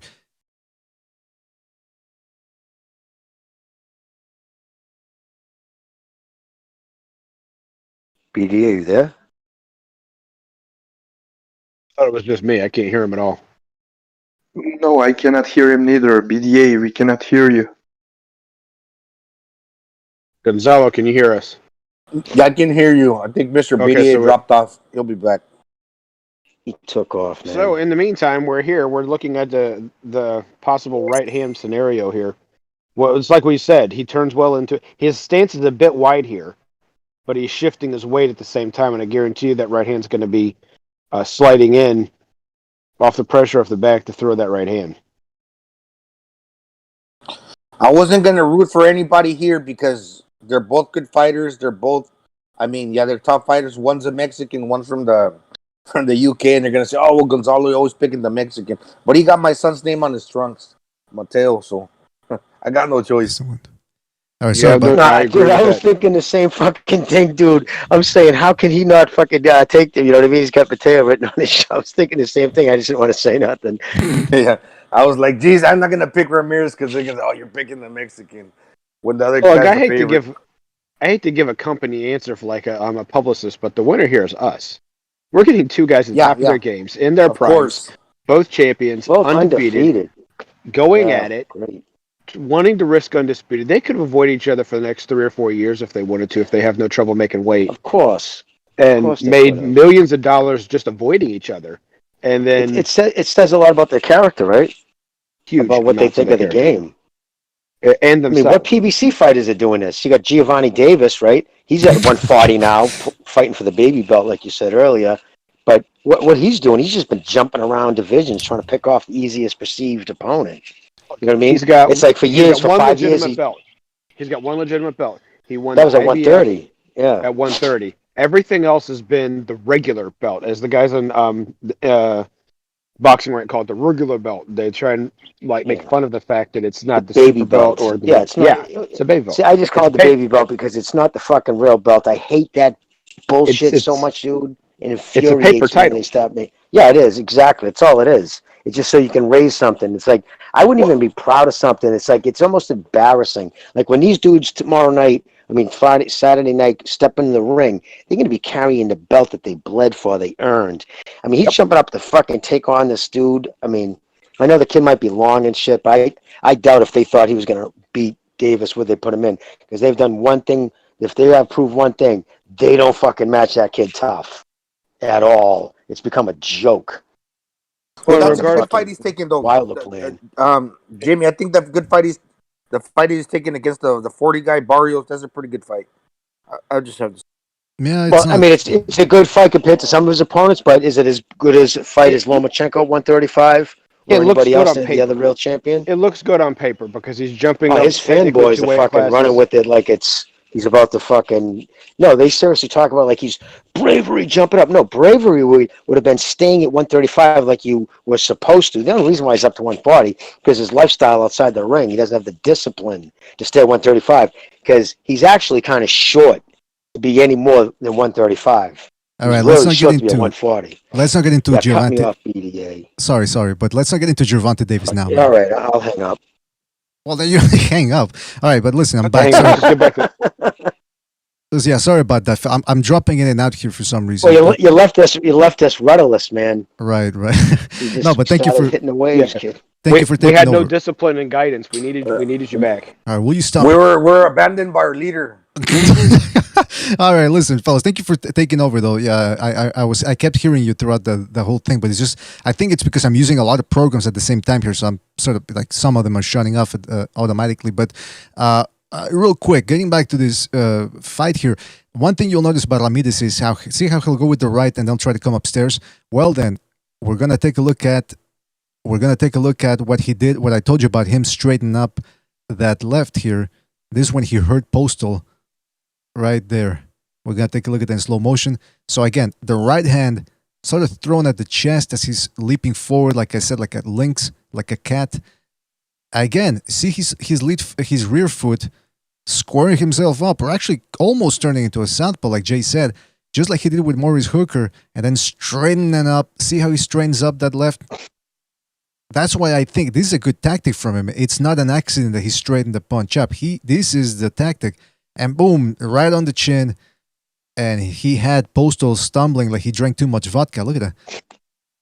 That's definitely showing how much power he's got because when you look at it, his leverage is squared up just like the reason why he's able to get away with this though is because Postal's squared up. Mm-hmm. If Postal's look now that steps back, he's squared. If he Worst still had place any to kind be. if Postal had any kind of an angle on it, that wouldn't have had the same effect. Because you're right, it's just like I said, it's kind of over to the southpaw but his weight's between both feet. He straightens it out. So you're right. This is something that he obviously practices in the gym. But then at the same time, like I say, he connects with it. The leverage isn't there because it can't go. He can't get any full extension on it. He may extend his arm, but his hips can't go into it because his feet are square. Look, see, watch. He comes forward. His feet are square. If that right foot would have been ahead and he could turn those hips into it for extra torque, there's more power there. But because it stops right at the punch because his feet are square. The advantage of being squared up, when you're squared up, you can trap somebody easier. That's why Chavez squared up. You're squared. You don't provide like the side profile where you're slider. Then like if you get hurt, you can fall on your back foot. No, but when you're squared, you can slide to the right or slide to the left, for the lack of a better word, and you can cut the corner. And he's doing it here while punching. He can. The only problem with that, though, that very few guys can put a lot of mustard when they're squared up. To and Jedi's point, yeah, you just lose. You don't have that torque. It's almost like, you know what I mean. But here he got inertia. He's oh yeah, no, he's stepping. He walked in that. You know what I mean? Exactly. He walked in the way he stepped and right there. The minute his right foot makes contact, then he can push. Watch right when he now ready puts and there. Now he can throw the left. So he's getting some on it. He's getting not as much if his right foot was a little more forward. He's not getting those extra inches of torque. Yeah, but it's almost like shifting. You're not meant to throw that third punch like that because you're not positioning yourself to get the torque that you need. Oh no, and Postel didn't believe he was going to throw it either. That's why he caught him surprised. Yeah, so he's basically shifting, but he's not using all the weight behind the last shift. But what I'm saying, that punch is not realistically meant to be thrown, but he's throwing it because he's moving forward with a lot of inertia. I'm extremely impressed with that punch because yeah, he's indeed shifting. Because look, he throws 1-2s, and on that right hand, he pushes off his left foot to get to the outside angle. And usually, any boxer, when they get to the outside angle like that, their opponent are expecting a left hook from the outside angle. That's why, just like Hooker earlier, Postol just protects the front of his face, expecting a left hook from the outside angle.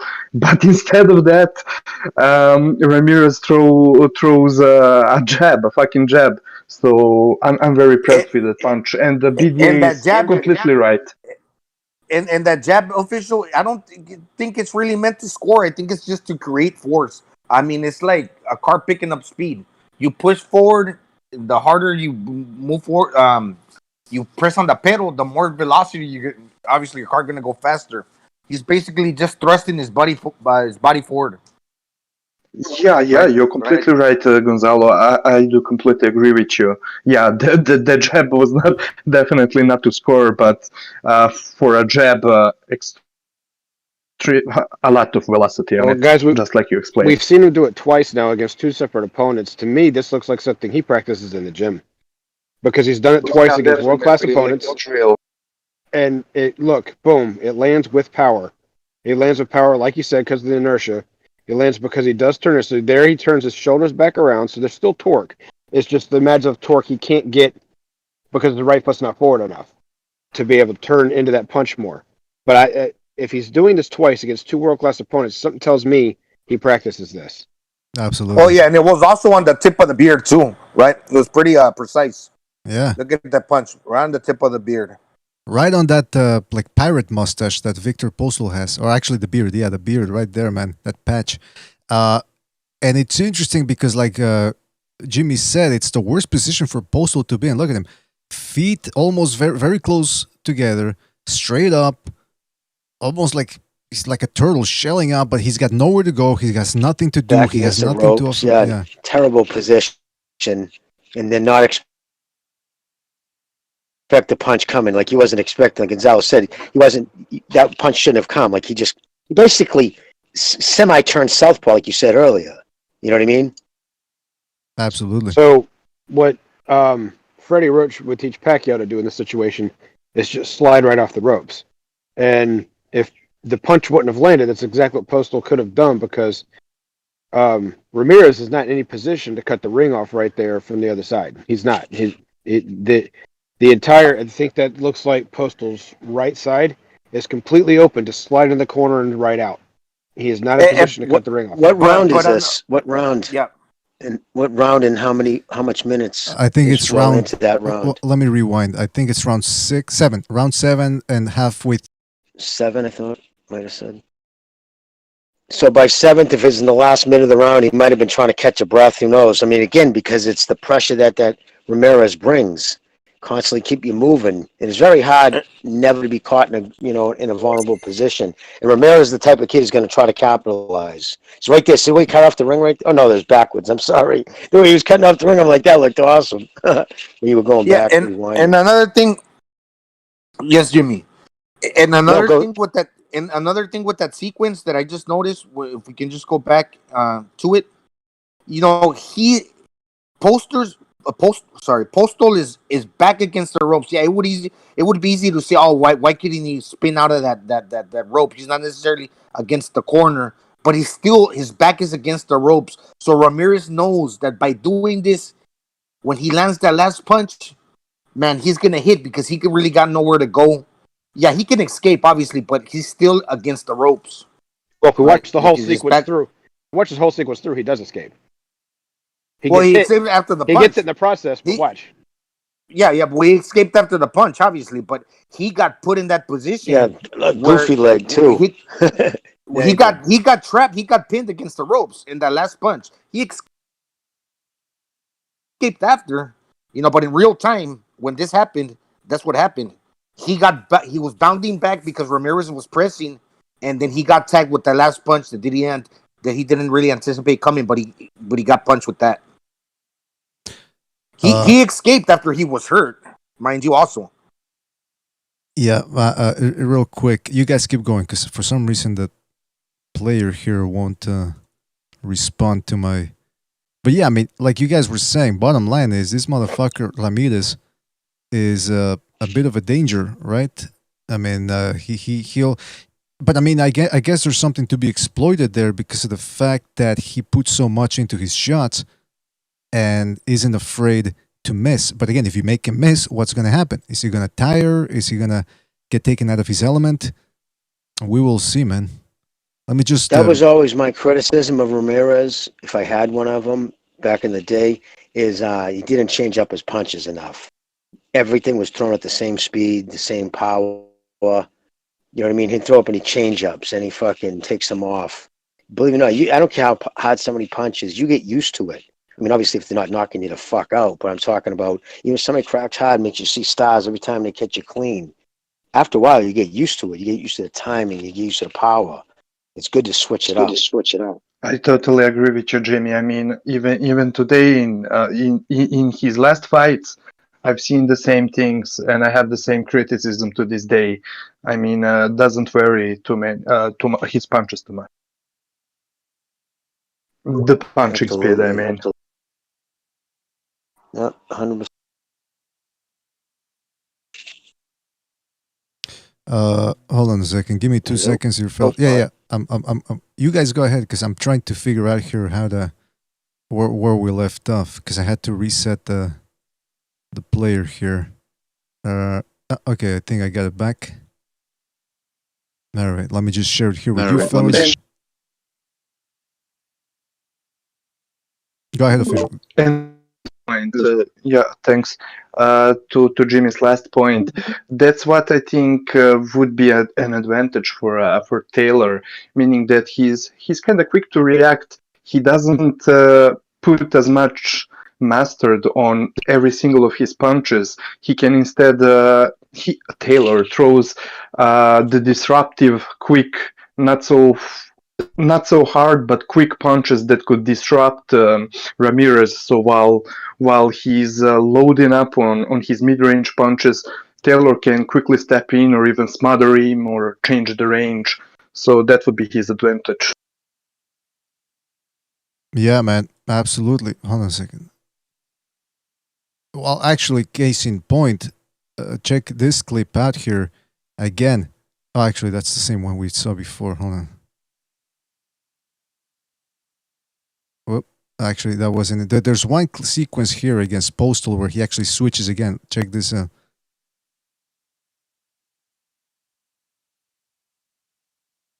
There, see that?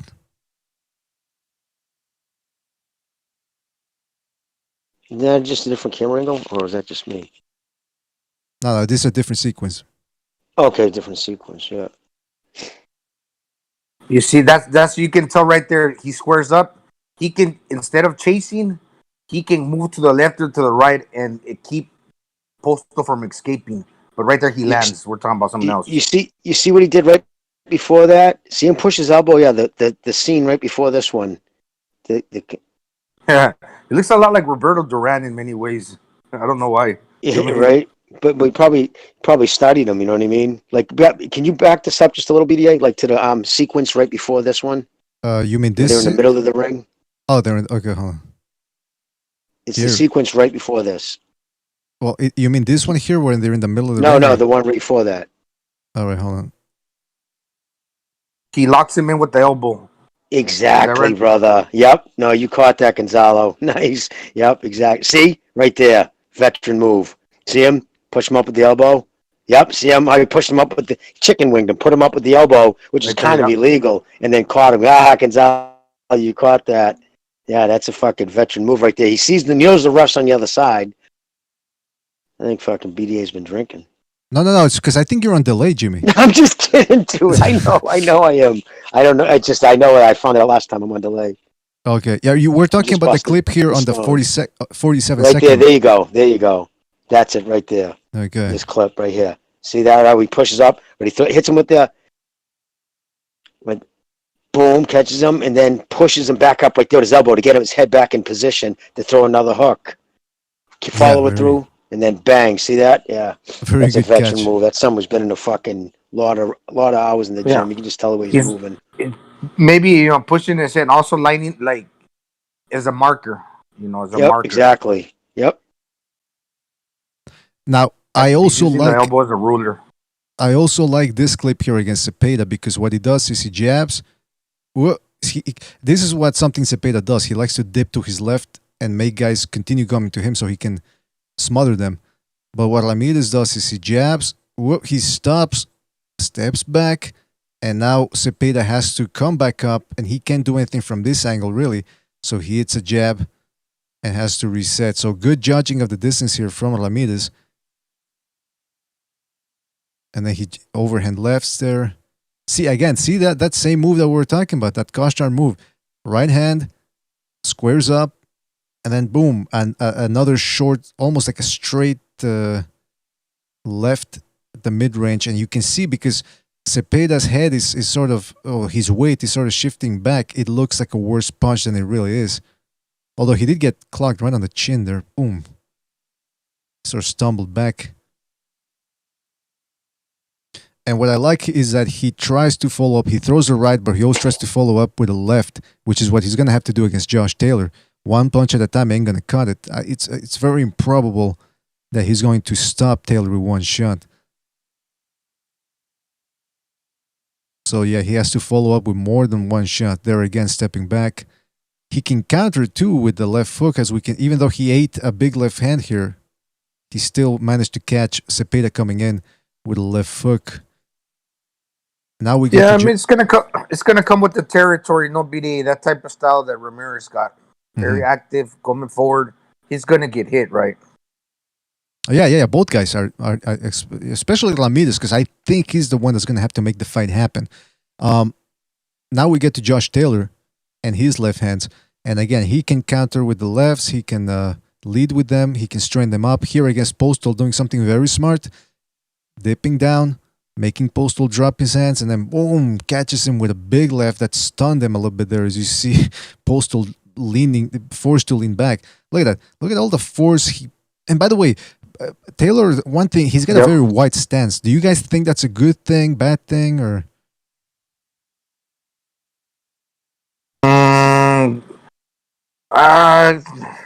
It works for him. I mean, yeah, it's a little too wide because if he were to keep his feet a little closer together, he could probably punch a little harder because the upper weight of the top of his body wouldn't be divided as much, I think he's probably developed it. Yeah. I was going to say, I think he developed that style because he's probably, for the most part, fought guys shorter than him because he's kind of tall, right, for his division. He's very tall. That's why, like in the Kovalev fight with Canelo, Kovalev was keeping his feet really, really wide apart, more than I was used to seeing him before, and that's why I thought he isn't punching as hard as he could because he's distributing the body weight where the feet are too wide, so it's less heavy from the torso up. Because if you keep your feet closer together, you can push off your punches more than you make your torso heavier. But when your feet are wide apart, your body weighs less on the top. You get less leverage. You get a lot less from everything. So you kind of have to want to keep your feet together somewhat. Well, ideally, your foot, your foot width. I mean, for me, I always felt that the inside of my instep, or say your big toe, your inside would be. I would never go or recommend anybody to go wider than the outside of your shoulders. You know what I'm saying? Like if you were to do a straight line down somebody's shoulder, you want it to line up with the inside of their foot on each side. That's about as wide as I recommend people go. And any wider than that, like you said, you lose leverage on your punches. And it's true. And also, it's like if you're standing and you spread your feet really wide apart, and I push your upper body, you got less balance, you weigh less, but close your feet together and tighten up, and let me try to push you, see if I'm gonna move you as much. No, and same thing could be applied when punching, and then you're on the go. If you got your feet positioned well.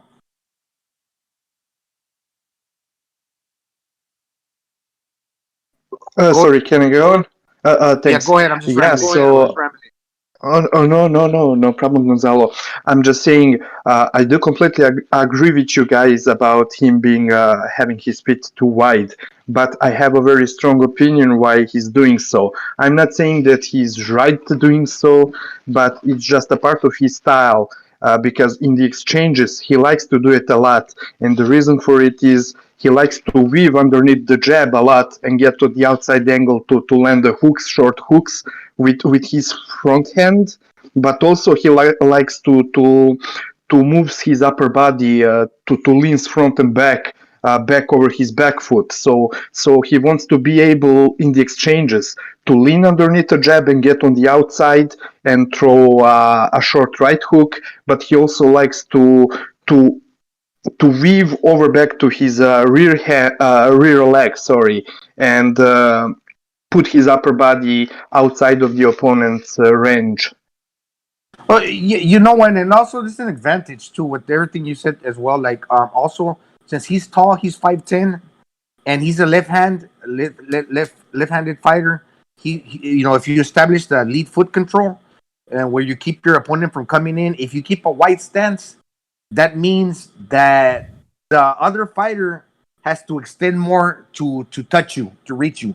So he's basically controlling, by him positioning himself widely, to able to gauge the distance as far as how he's gonna hit his opponent with his jab, or where the opponent can't collapse the pocket and catch him or close the space. You know what I mean?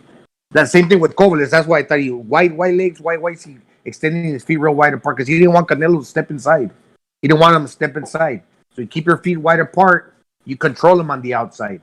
But if you're controlling him, but you got good you can throw good punches, and if you're trained like that, where you can hit somebody whether your feet are wide or not. Well, there might be a method to the madness, because he's trying to keep the fighter on the outside. Right. Well, I would say that Kovalev, he was trying, definitely Gonzalo, he was trying to keep Canelo on the outside. Kovalev was trying to stay on the outside. Okay, so one more thing. That's why when Canelo came inside, he pushed him with his elbow. He nudged him out, and the referee would warn him. I just want to mention that in comparison. I wasn't going to talk about that fight. No, definitely. For Canelo and Kovalev, I agree, because Kovalev was trying to stay on the outside. However, Taylor is different, because he takes that wide stance in the exchanges, so he can move ranges without moving his feet. He can be on the outside at mid range and lean on his back foot and find himself on the outside of opponent's range, because he likes to mix it up with his combos. For example, from this actual position he's currently in on the image, from here leaning over his rear foot, he can lead with a straight left, and then weave underneath Postol's jab and throw a right hook, and then lean back over his rear foot. Yeah, and you know what? That would for the sake of the explanation, and that's why I thought Kovalev lost power. Wide legs, to BDA's point. If it's a bad thing, well, you just think of it like that in the playground, that seesaw where you got two kids, one on either side, and you're one pushes the other guy up, and the other guy pushes the other guy down. You know what I'm talking about? Right. It's like a horizontal. Yeah, it's like that. If if you're too wide, you cannot. When you're moving forward, you cannot generate that power that you need, because your feet are too split apart. How you can control your shoulders, and because you punch from the shoulders, you use your hands. How can you generate what you need, the torque that you need, right? Mm-hmm. Well, that's the reason why I asked, is because there seems to be exceptions. Like I remember Tim Austin and Costa Zoo, they punched very hard. They had very wide stances. I guess there might be the exception that proves the rule. And still, I mean, it just goes to show you here, because again, Taylor does keep his stance very wide, his legs, and yet he's able to generate a lot of power. Now, I want to show this clip here, because he can switch it on the move. Like here, Postal is coming in with his jab. Taylor leans back, moves back, switches, and at the same time as Postal is still coming forward, snatches him a little bit there, catches him with a right hook, with a left, sorry. No, yeah. What am I talking about? A left, It's yeah. a left. Yeah. Yeah, it's a left there. Boom. Not the hardest shot, but and then again there, see him dipping down. Boom, catches him. This time he didn't drive him back as much. Postal took it well, but it's still. Oh, that's also because I think his weight was on the back foot a little bit there. See how he's leaning back? Didn't generate all that much force, but he's still putting as much of it. Look at that torque. Boom. No, that is a hard punch. I think, really. I mean, yeah, it's not as powerful, but when you can punch like that, especially if you don't see it coming because you switch hitting. Yeah. Well, this one too. This is what he's gonna want to do against Ramirez. He's gonna want to make Ramirez leap in, as we've seen before. Step back, make him overcommit, and boom, catch him. You see their Postal for maybe I don't know if it's just me, guys, but do you think he was hurt here, Postal? Like he might have seen white when he got hit there. Boom, just a split second, and then he stumbles to the ropes. Yeah, he got buckled. Yeah, so that's what Taylor's gonna want to do there against Ramirez, make him, and then of course there is the knockdown there. Again, changing levels, making Postal drop his hand ever so slightly. And actually, look at that. That's talk about power right on the forehead. A little bit like Deontay Wilder. And come to think of it, look, before I used to be like, Taylor he doesn't look as powerful, but he's getting all these knockouts. And now that I look, just recently, I've been watching more of him. He does hit really hard. He does, but the thing with him, his gloves always look big. That's why I always thought, man, why is this guy's fucking gloves so big? But he is powerful. Actually, now that you mentioned the gloves, what type of gloves was he wearing for the Baranchik fight? Well, we'll see, because here he's wearing Grant, and Grant. He's wearing Grant's. Right. Yeah. Grant. Well, go ahead, Jimmy. What were you gonna say? Well, I was gonna say Grant also they make a horsehair. Grant, the MX by Everlast, I think those are the best. But yeah, for a fight, I like the horsehair myself. But it's a puncher's glove. Right. If you have hand injuries or something like that, you want to stay with the foam. Like Wilder uses foam gloves. Well, the MX is half horsehair, half foam. Well, they all have foam now. There's no like 100% horsehair now, bro. All the gloves now. They used to be all you could cut them open and find nothing but horsehair. Now they all have that little bit of foam between that and the horsehair. I think they made that standard now. Pretty much all of them. I don't know. Maybe there is a company making still all horsehair, but I don't know about that. Yeah, I think it's more. I think it might be half and half or something synthetic, maybe just to offset costs or whatever. But yeah, man. I mean, I'll find out what type of gloves he was using in the Baranchik fight and the Pergray fight. But I think it might have been Grant. So if he's using the Grant gloves that are a little bit bigger, what? Well, money's not going to be an issue when it comes to glove for these guys. No. Yeah. These guys buy whatever. No, I heard Bob said they were only allowed to spend up to $50 on the gloves. I think a pair of custom grants will cost you like $4,000, and I think the winning are actually the more expensive ones aside from the custom grants. Maybe, man. Maybe. Yeah, the winnings are most costly. But Jimmy made a good point, BDA. I mean, let's say Floyd Mayweather, he popularized Grant gloves, which were not the horsehair, but the foam gloves. But they do make horsehair gloves as well. They're just more popular for the other type of gloves. Okay, that makes sense. Well, listen. We'll see what happens. We'll keep an eye on the gloves there. But here you can see. But don't they look kind of big? Like his gloves. Like I don't know why.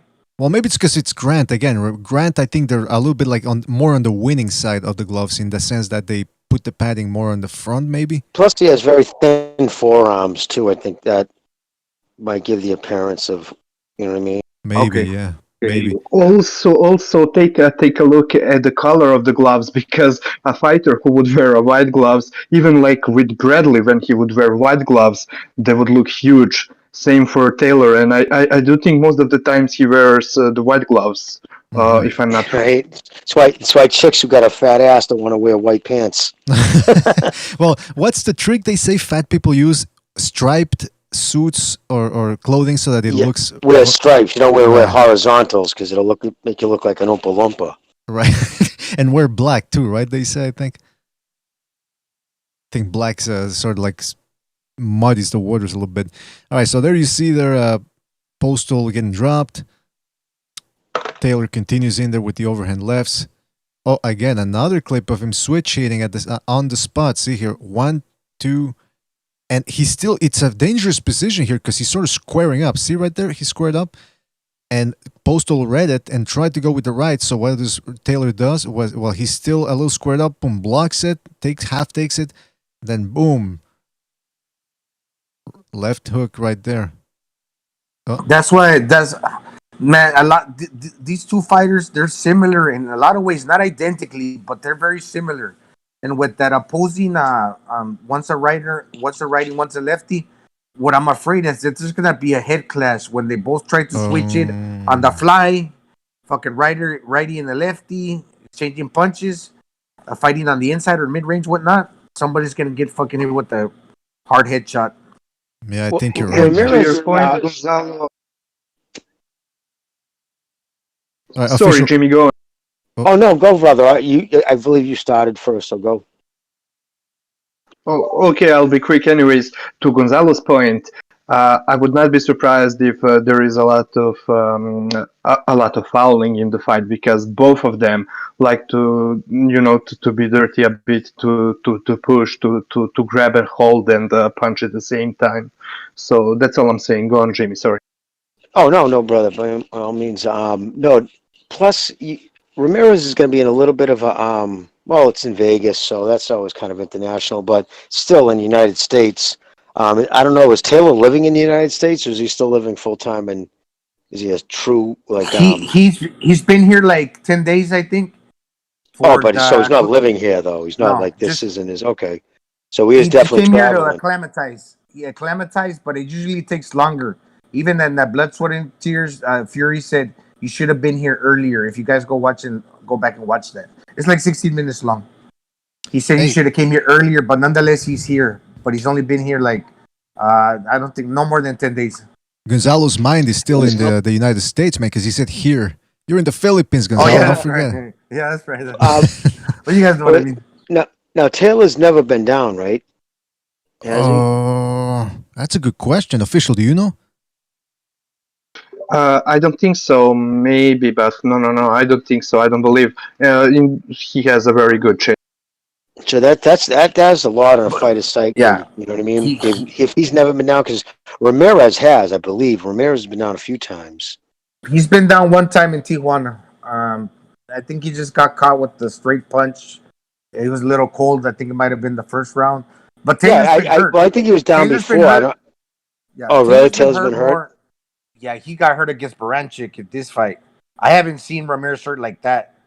Like wobbly, not in control of himself. He got dropped. Oh, okay, so yeah. I didn't see this fight. He touched the canvas, but he got up. I didn't see the Baranchik-Taylor fight. Don't forget to hit the like button, and subscribe if you haven't subscribed already. Oh, this is a good fight, Jimmy. This is the Baranchik versus Taylor fight. I ended up missing it, and I just never ended up watching it. Everybody said it was a great fight, too. I was disappointed I missed it. It was I caught some of the highlights, but I didn't sit and watch the whole fight. Right. Action-packed, man. Now, real quick, people in the chat are talking about Brexit. Like I said, hit the like button if you haven't done so already. All right. What were we talking about? Taylor Ramirez, the 10-day acclimatization. Okay, well, let's move on here. Hold on a sec. Okay, so this is Baranchik. Really digging that. One thing I like about Taylor is he punches through the target. That's what Ben Davison said, like that he likes about him. Is look at this 1-2. See there, nice tight guard from Baranchik, who's a strong guy. This guy's built like a tank, and yet that left hand, boom, manages to break through the guard. Now, good thing Baranchik had that chin tucked in, because otherwise, if his head would have been a little bit up, it would have been snapped back by that left hand. Taylor really does sit down on his shots. Just wants to whack people, whether those lefts are straight in an uppercut mode or close inside. And there, his right hook ain't too bad either. Yeah, BDA, and what he likes to do a lot, and I mean really a lot, is something that Golovkin used to do: sweep over with that right hook just to change the angle and use the other hand from the angle. So he's very tricky as well. See, and this knockdown sequence is what I was talking about. He waits on his front foot, then he leans back just a bit and times Baranchik moving out of range. Yeah, man, his punching power. I mean, this guy Baranchik's he's the type of guy who can take a shot. Don't let the Cepeda fight fool you. And the fact that Taylor just generates, look at this, he loads up and then wham goes for broke. And he could have, if he would have eaten that right hand, he might as well have been him on the canvas. But instead, he catches Baranchik. For sure, BDA. But that's what I was saying. He moves over. His upper body changed the distance. He stays at his feet doesn't move. But look, his head goes from being on the inside to being out of range with his punch. So that's why he's good. He changes his range while he punches. That's true. That's absolutely true. Yeah, look at that. See, he's not in this. It's not on the same axis, and this is what Boxing Chief calls head meets shoulders. Head meets shoulder. See how the head, boom, Baranchik said, like that, boom, and then twists to the side and touches the shoulder. That's why he got dropped, because his brain got shook up, and that creates shock and trauma, and boom, he goes down.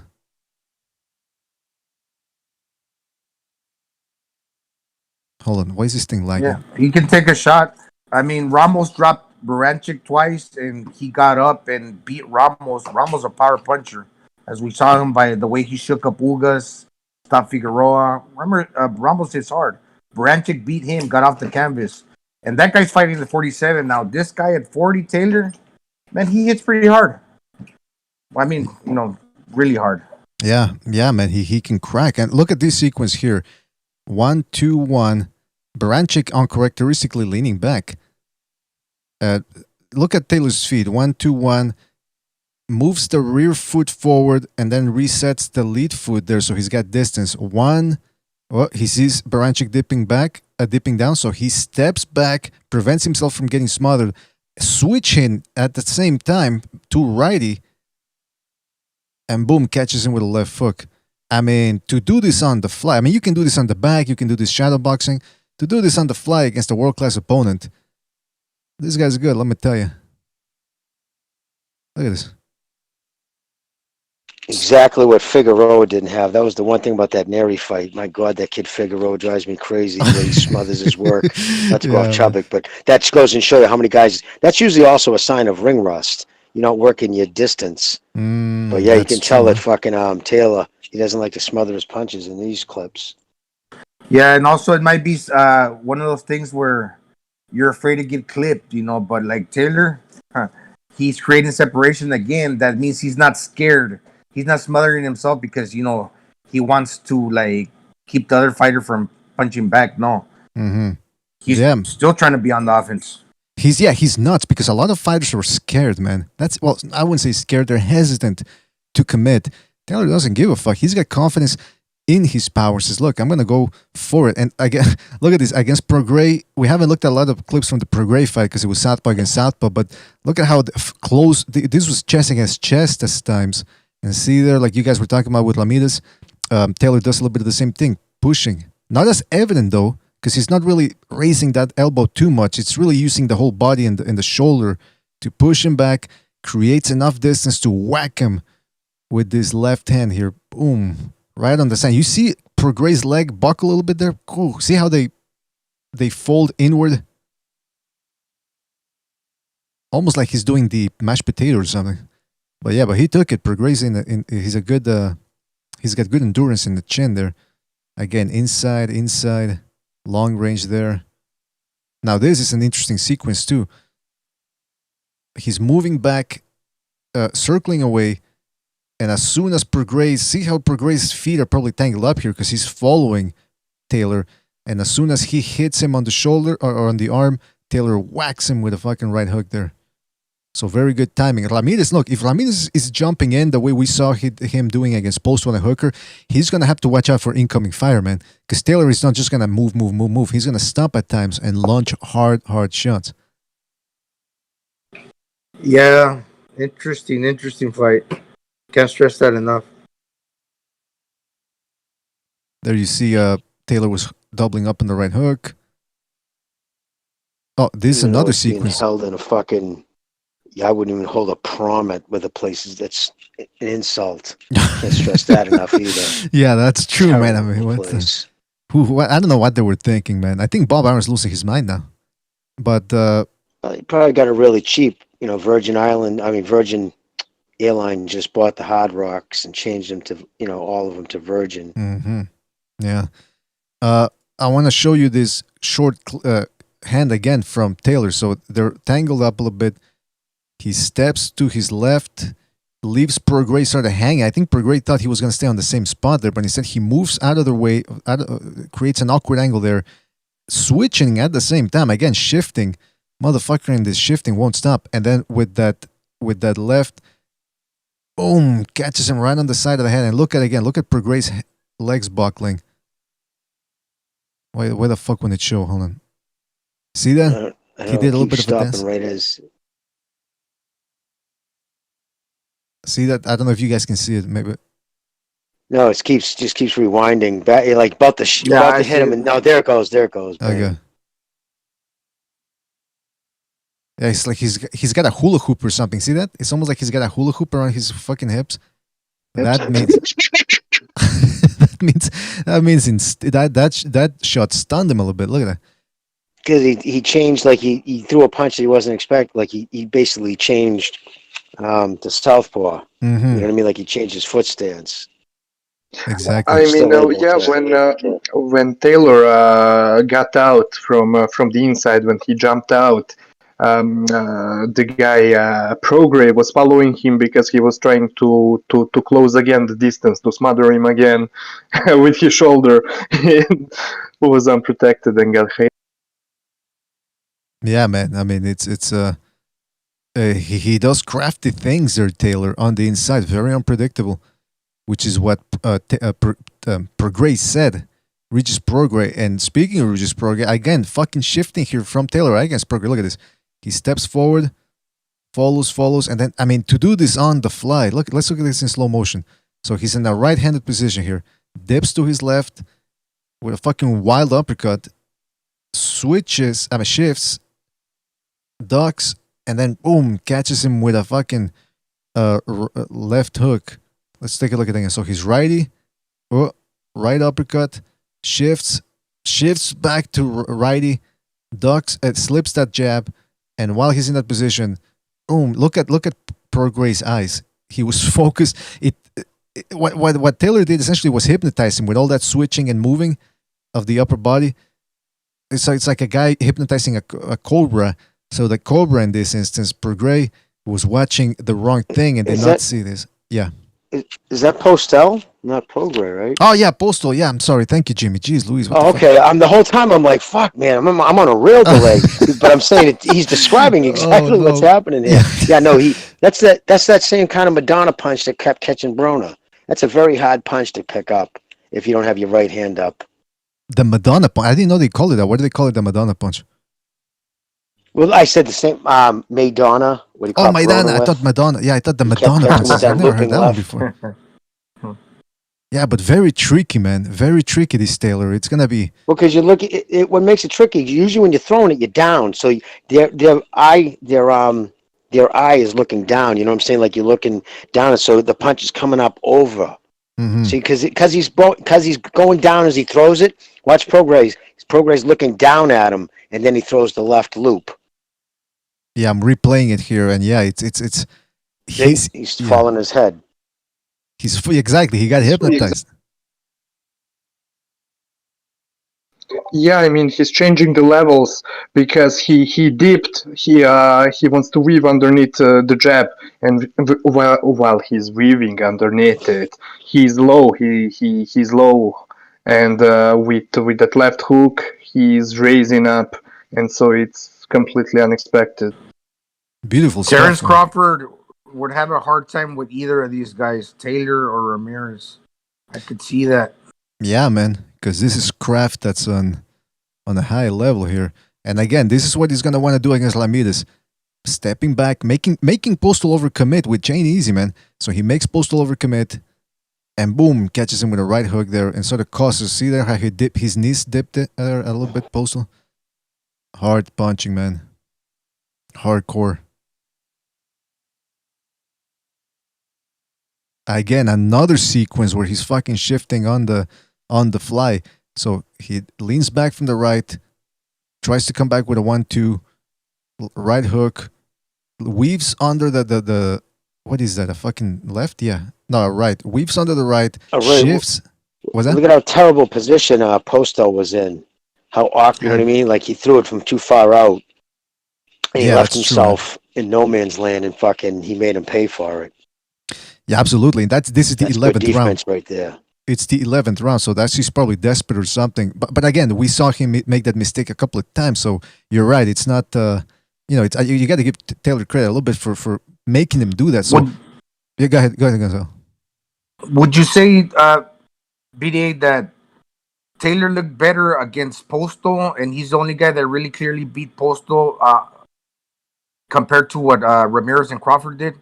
Well, that's a good question, man.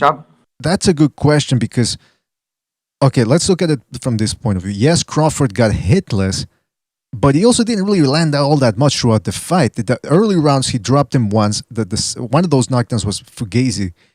So only one was really legit.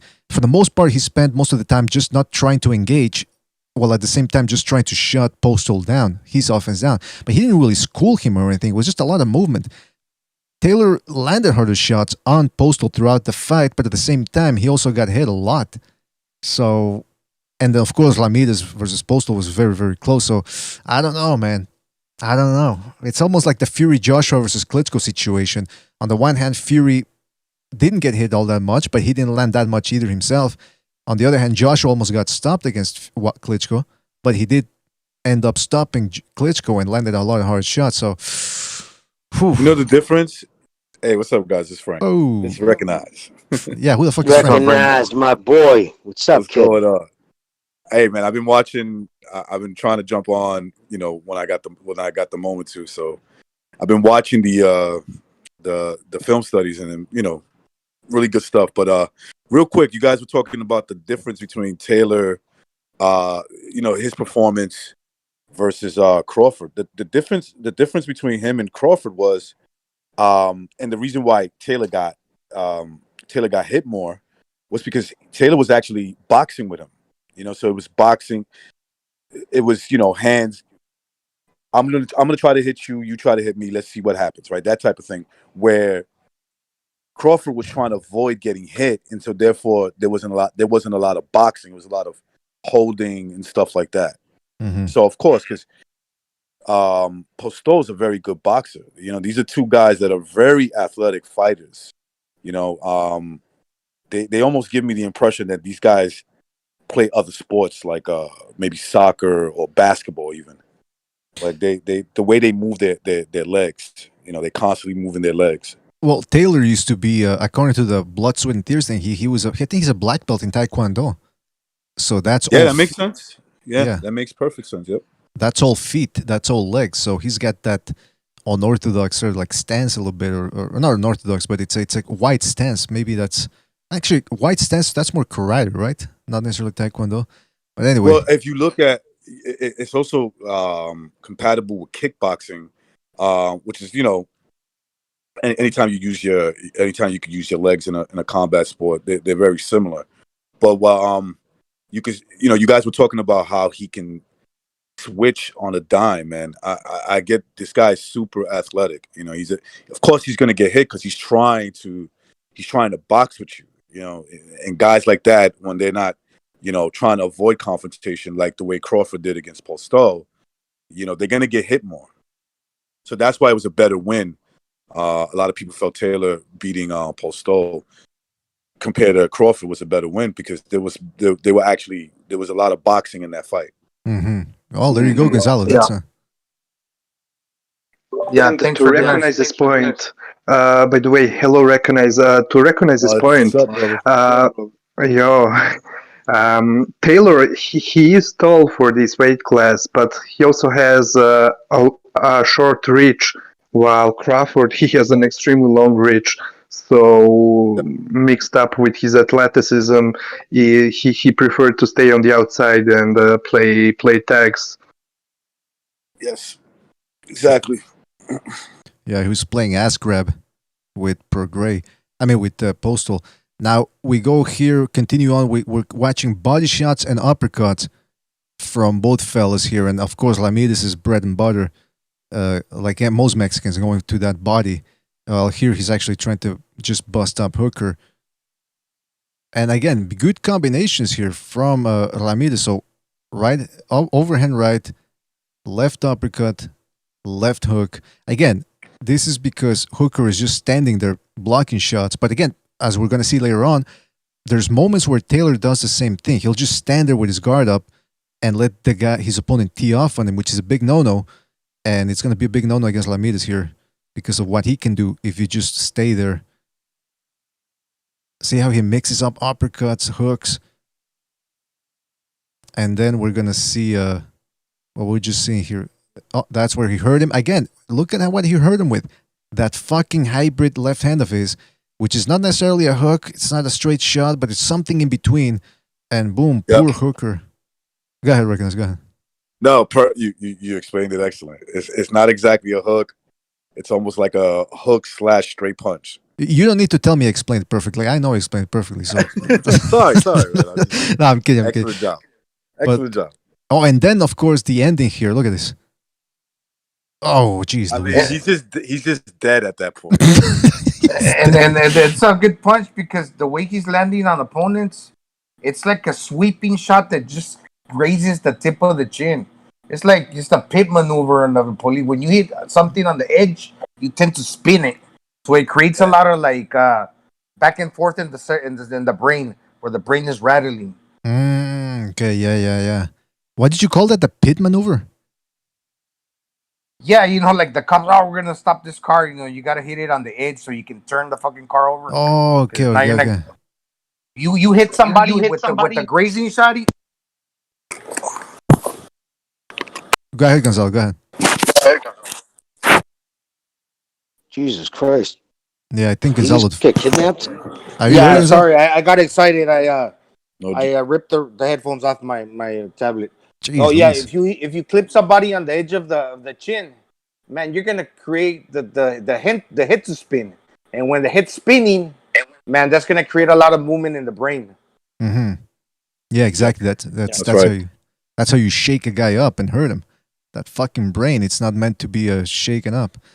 BTA, I would like to just quickly mention a couple of words about that stoppage sequence where he stopped the guy Hooker.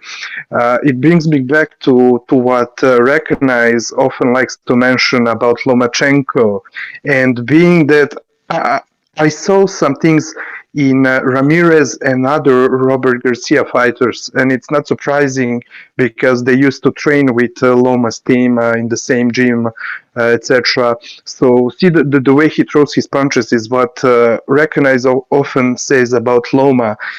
Those are hard punches, but arm punches. What I think that you Recognize you're saying he puts the leverage in his forearms, something like that. It's the forearm. Yeah, it's that forearm workout that Lomachenko does. I mean, I'm sure a lot of guys do that too. Look at Ramirez here. See how if you look really closely, that those are from the wrists. Those are from the forearms and wrists. Boom, right there. That's why he kind of throws that punch like it's a hook / straight punch. That's because he's he's forearm and wrist punching him. He's getting a lot of leverage from that, or he's putting a lot of tension on to get like this explosion. Yep. Yeah, and once the hands are flying, effect. You know what I'm saying? It's the explosion effect. It's to snap your head back, right? It's to hit you as hard as possible, break your guard. That's how at least I was taught too. Yeah, exactly. Recognize because he's turning the wrist too. Yep.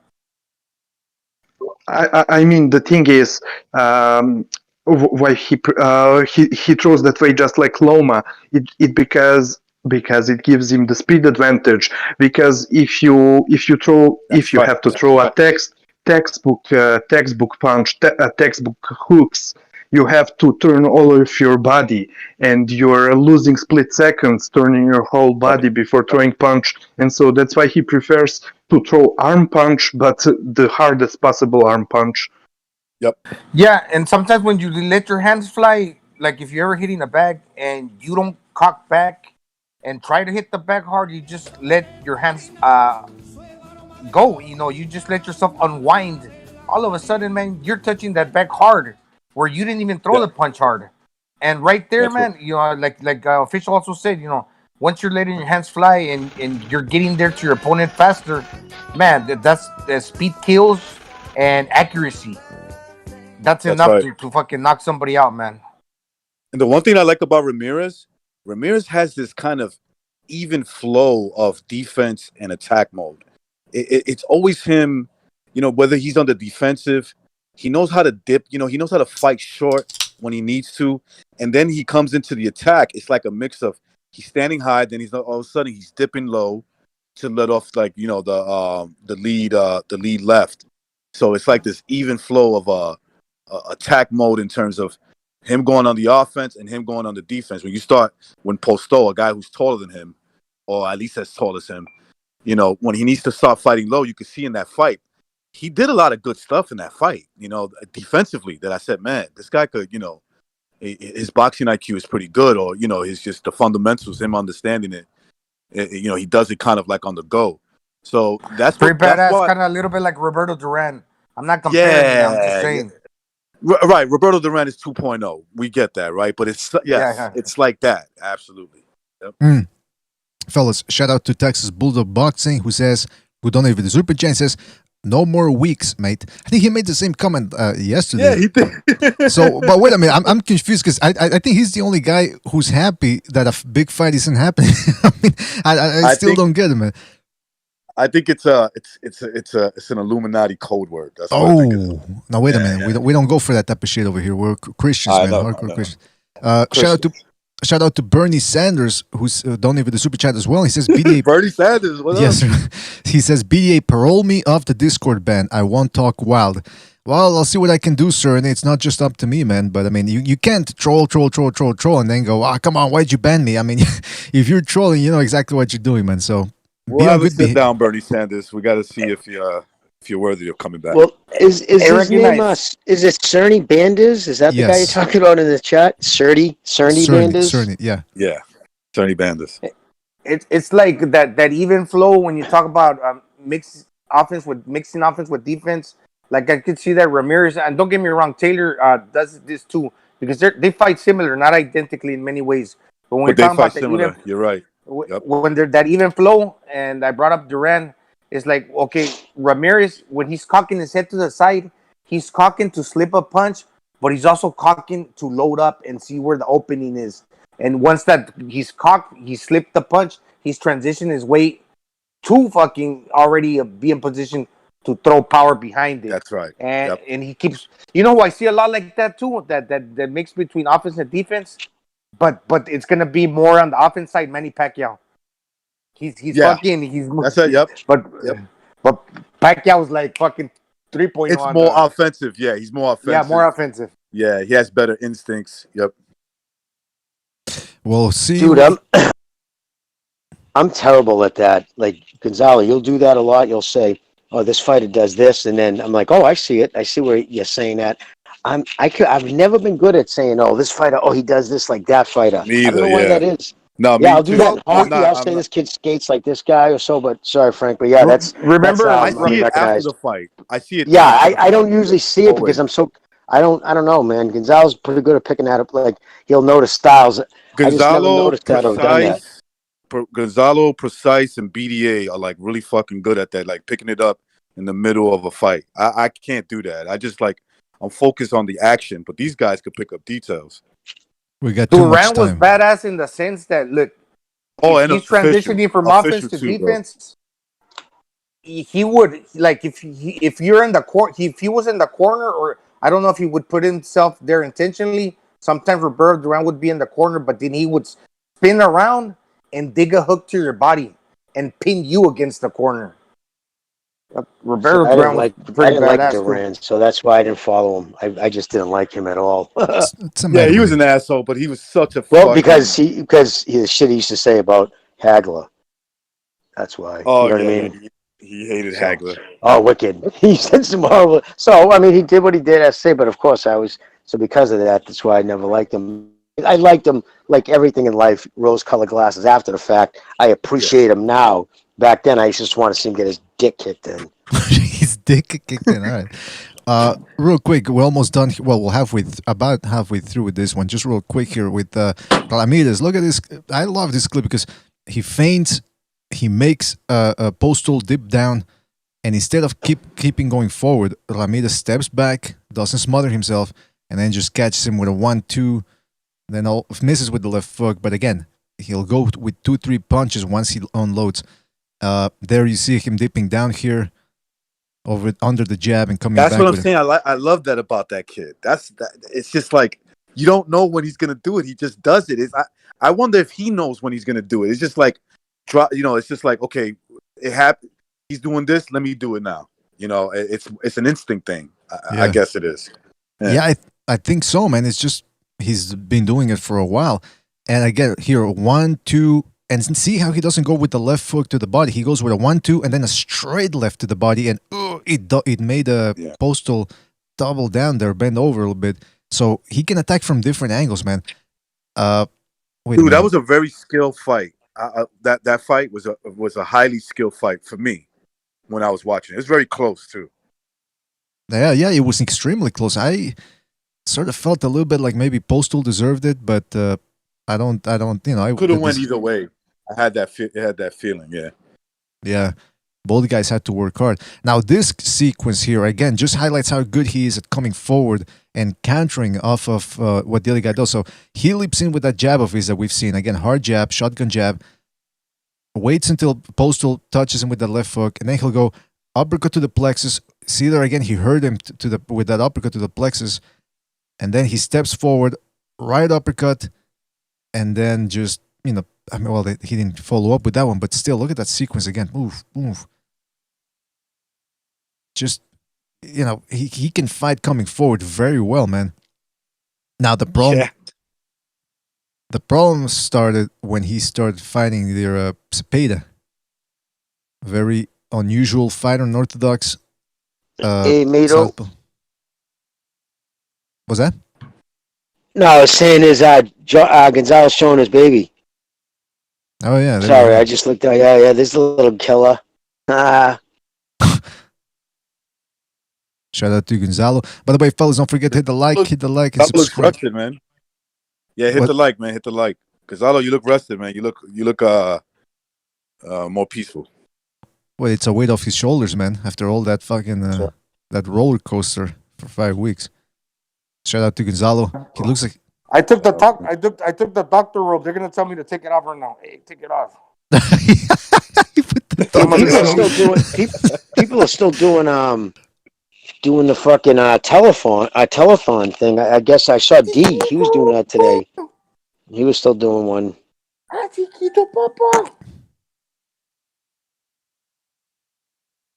all right. There we had a little glimpse into Mateo. Thank you, everybody. Again, can't thank everybody enough for their contributions, man. Everybody who donated to Mateo and then Gonzalo. Shout out to you fellas. Really appreciate it, man. Did a good thing. Mateo Anaya sounds like a boxing name. Yeah, it does, huh? It's I think Gonzalo's. I think Gonzalo might be the Mexican Lomachenko. What's his name? The father's name? Anatoly. He'll represent. He's gonna be a lawyer who represents boxers. You don't want to get that kid's brains mushed.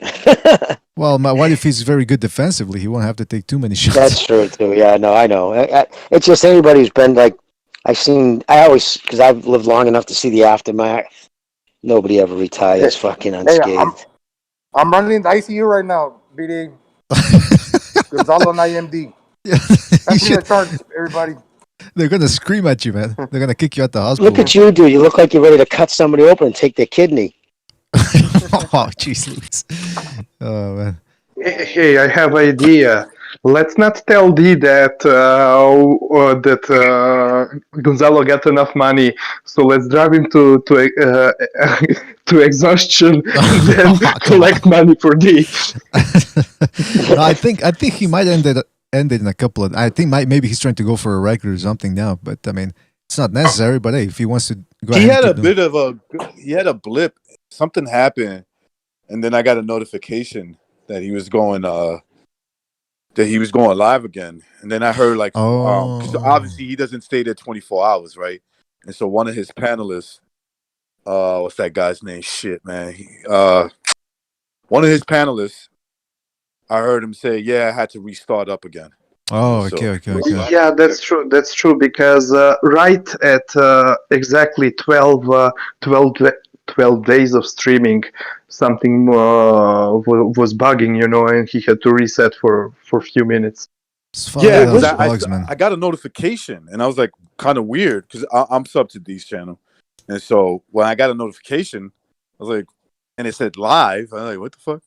I thought he was already live. So then I went into the video and I heard one of the guys that were taking over, I guess while he was sleeping, say something about he had to restart up the stream. Something happened. I'm not sure. Hey, what happened to fucking Unrivaled Mark? How come he hasn't called in a while? We haven't heard from him in a while. Yeah, huh? man. I think he after the 6-day stream. I don't.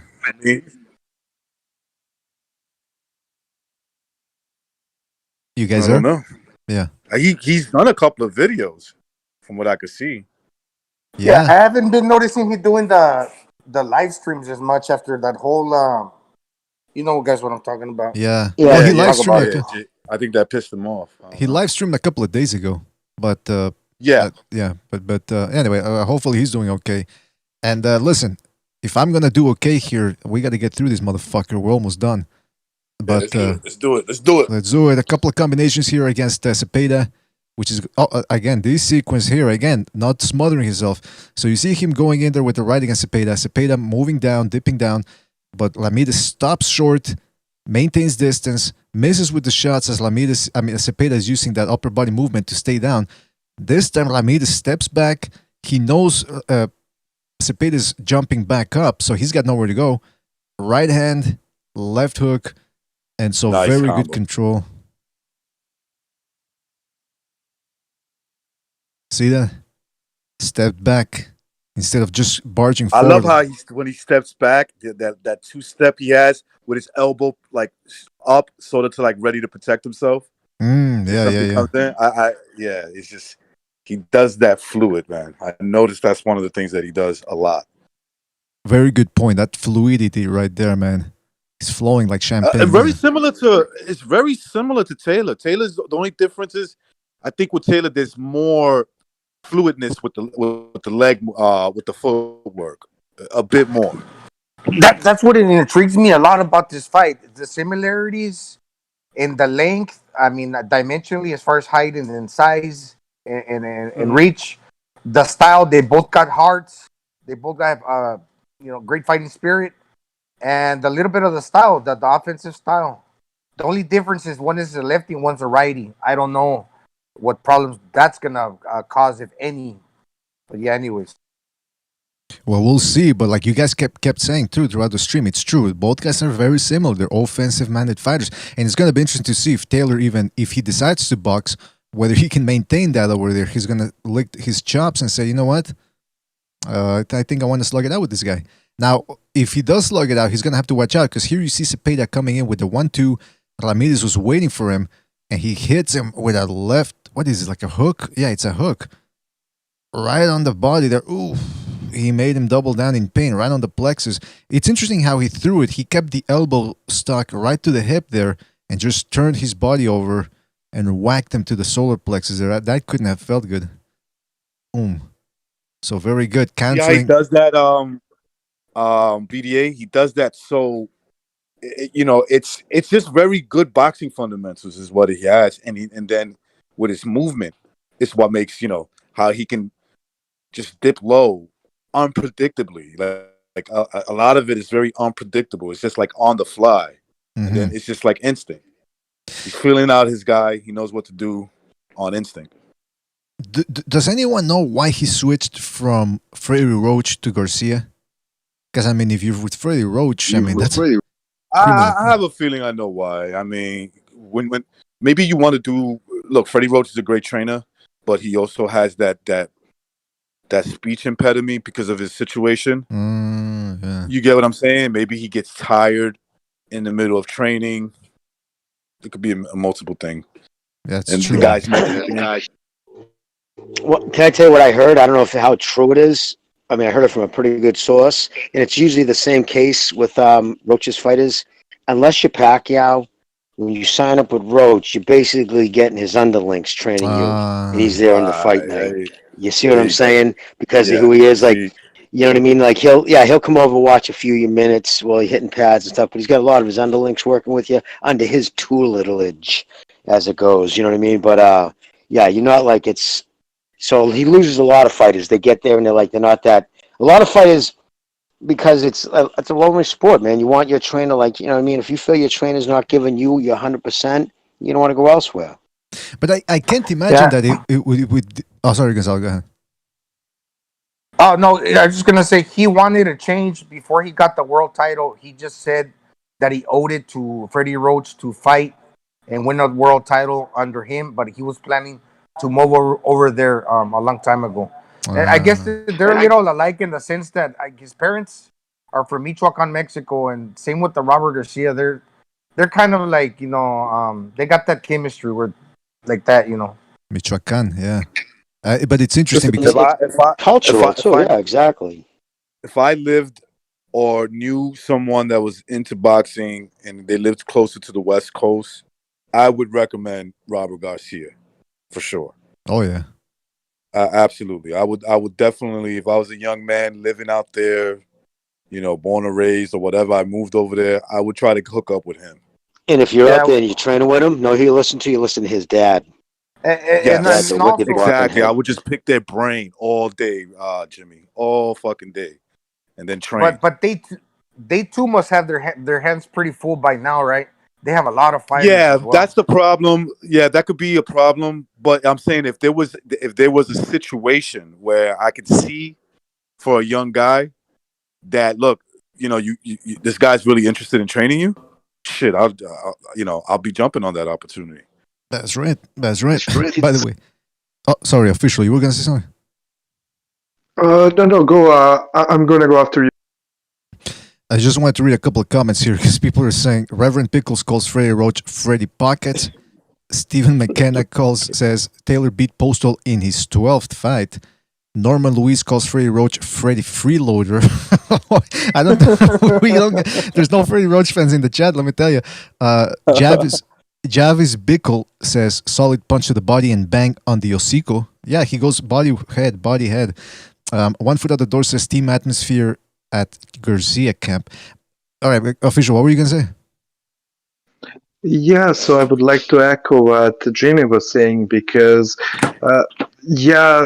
even I heard the same things about Roach, that he cannot dedicate his time to all of the fighters.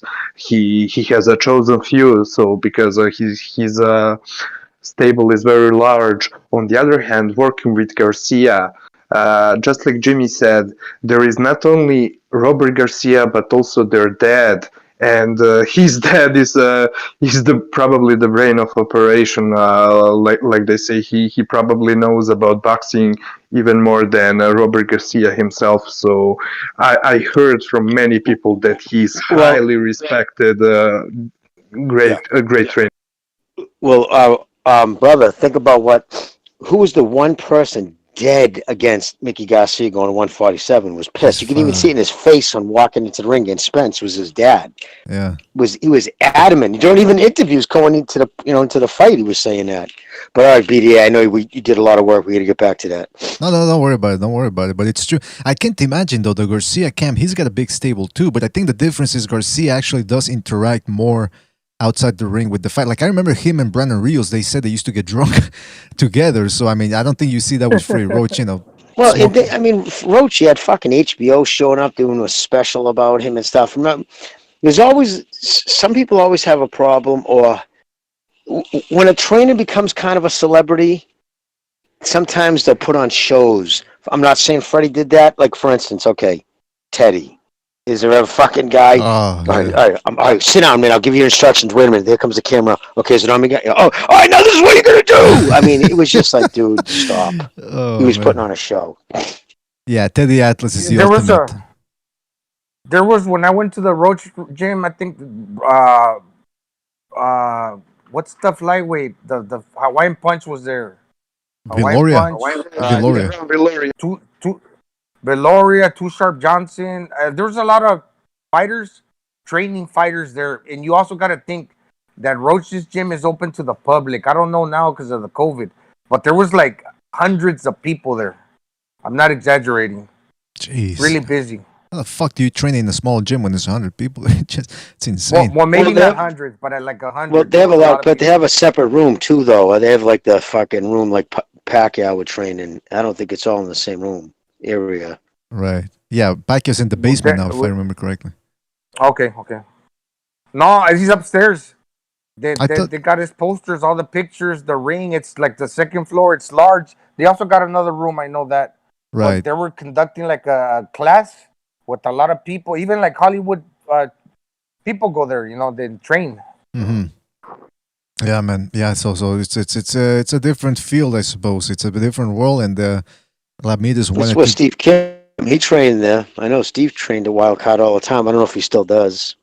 Well, I exaggerated with hundreds of people, but there's a lot of people. No, I got you. I get what you're saying. Everyone forgets a few years ago there was a woman judge, $30,000 wound up in her bank account. That's him giving instructions to Michael Moore in during bank the account. Bank account. He sounded like he was about to have a heart attack right there. I think he's having that was advice in the corner. Nah, I'm kidding. I was being facetious, man.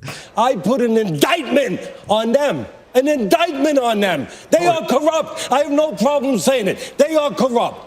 That's he's talking about a Target cashier that gave him the wrong change. What is that? What is that? I would tell my fighter that. There's a $30,000 bag on that fucking judge. You're not winning this fight on points. Well, who's he talking about in that corrupt thing? I think he's I think he was going on the Canelo Triple G. Triple G. Yeah. I think one, right? Yeah, one. That was that obvious. It was yeah, he was furious at the end of that fight. Can't do that. Can't do that. You can't be in charge. That's he's talking to a waitress there. Or somebody trying to touch his dick. I don't know. The fuck was that? Somebody's trying to touch his dick. What the fuck? What? Oh, that's for the Halloween laughs. What the fuck? Do I have that here? Anyway, forget about it. I'm playing. I'm getting all fucked up here with the sound effects. All right, let's finish this. We're almost done over here. Another clip I like about Ramirez here, not using the distance. See that? Stepping back and then stepping in and maintaining a good sense of distance, not smothering himself, always on the attack, making Cepeda flinch, not knowing what's coming. Very good. Again, catching him coming in there with a hook to the body there, uppercut rather. Oof, you can see Cepeda's reaction there. He doesn't like that, man. Yeah, and you know what, BDA? All of a sudden, when you said the sense of distance that you pointed out between the two fighters, what they don't smother their work, I hope that creates a fighting environment where they're not going to collide heads.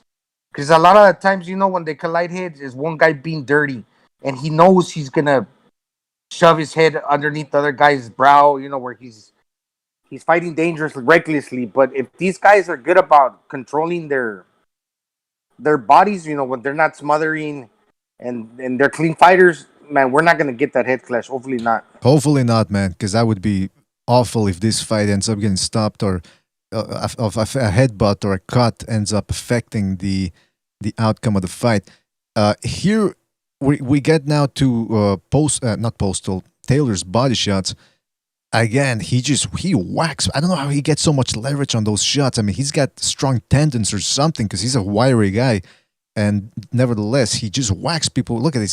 He was trying to bust Baranchik up. It's like a tank, and he was using heavy artillery on it. Look at those, digging those hooks there. Uppercuts to the plexus. here, see now that Jimmy, that's why I was trying to ask you here earlier about the going behind or under the elbow. Some of these guys go with, see that how he's trying to go under the elbow there. It's a weird angle here. Like we can't see it with the camera angle, but yeah, he's throwing like there's a couple body shots. Guys will target the solar plex, and some guys will target the liver. Mm-hmm. Yeah, and this guy's going under the elbow, or actually, it's behind. Now that I look at it, yeah, it's behind. It's not under. That one was, but the one before that was definitely under it. It was coming up into the solar plexus. Right. Yeah, I think that one is a liver shot right there.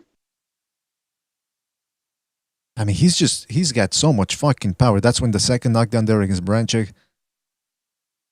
This one hurt him. See this right hook here? Again, like we were saying earlier, he can punch with both hands. Weaves under the shot there, gets himself a different angle, whacks him with a right to the body. Now it's interesting. See how he reacted, Branchek? Oof, drops his hand right away. Most guys don't target that side of the body. They always go for the liver shot, but you can hurt a guy if you go with the right to the body. But you just don't see many guys doing that. Oh, I thought Gonzalo was going to say something. In the BDA, No. in the I was going to say it was great. Yeah, so Taylor, yeah, indeed, he does throw that right hook a lot. And what I like about him, often he would move to his left, circle to his left, wait for the opponent to throw a jab. And the moment his opponent throws a jab, Taylor pivots out and throws right check hook to the body. So watch for that. He does that a lot from long range. Waits for the opponent to throw a jab and then pivots on that right foot and throws to the body. Jeez, that takes tremendous timing to do, man.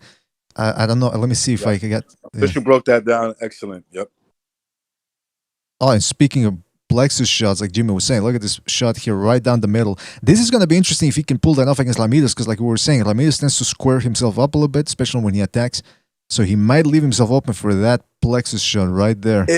He might, but you see, it's a total different ball game with Ramirez.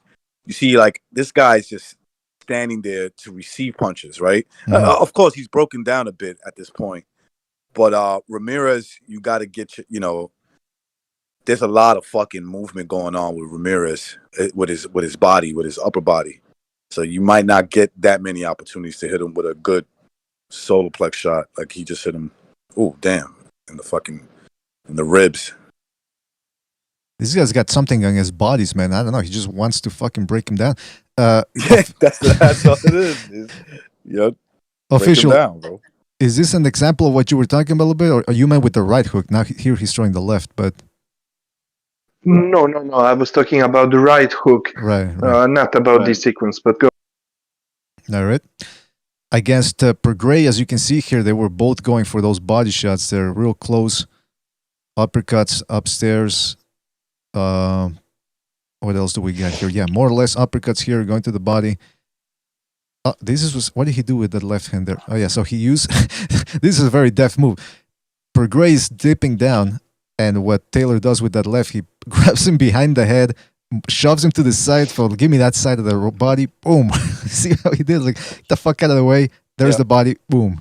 Yeah, and he's a dog because Taylor's a dog because what Grace is doing, he's looking to land a hard body shot he himself because he's a devastating body puncher. You see the way he knocked out Kyle Relic and the right hook he landed to what's it called, Ivan Redcash's kidneys. He's a devastating body puncher. He's just looking for the angle. But here, it's Taylor, instead of smothering his work, he said, well, let me position you so I can go to the body. That's why he's a dog. These guys are both battle tested, man. It's going to be an excellent fight, bro. Can't wait, man. It should be an excellent fight. Yeah, it should on paper, man. On paper. What else? Okay, so yeah, this is just more body shots here. Uppercuts too as well. It's a mix of uppercuts and body shots. Both guys really tried to go for the... I mean, they must have pissed blood the day after, man, because they both launched an attack to the body. See that? How they're both trading there?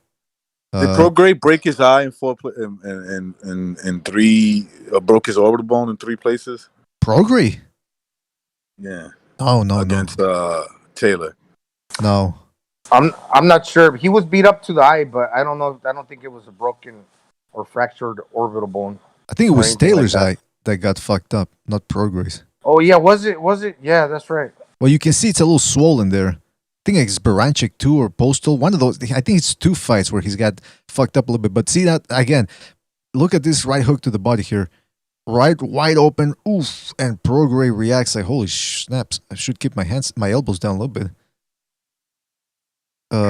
Plus, to let Roga's such a you dog, man. He's such a dog. He's just like, all right, that hurt a little bit, but I got to keep fighting. Yeah. Yeah, he took I him. got to keep fighting. Fuck that. I don't have time to be hurt. Official, you were going to say something? Yeah, just quickly to what you're saying just seconds earlier, BDA.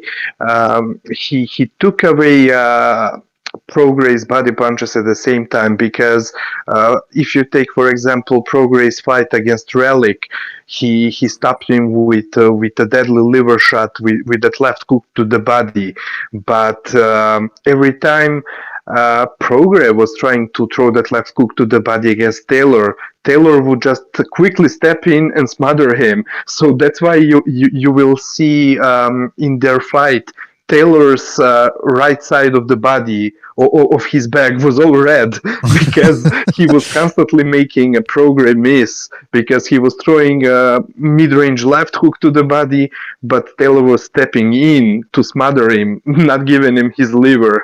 So because of that, his whole right side of the back was red.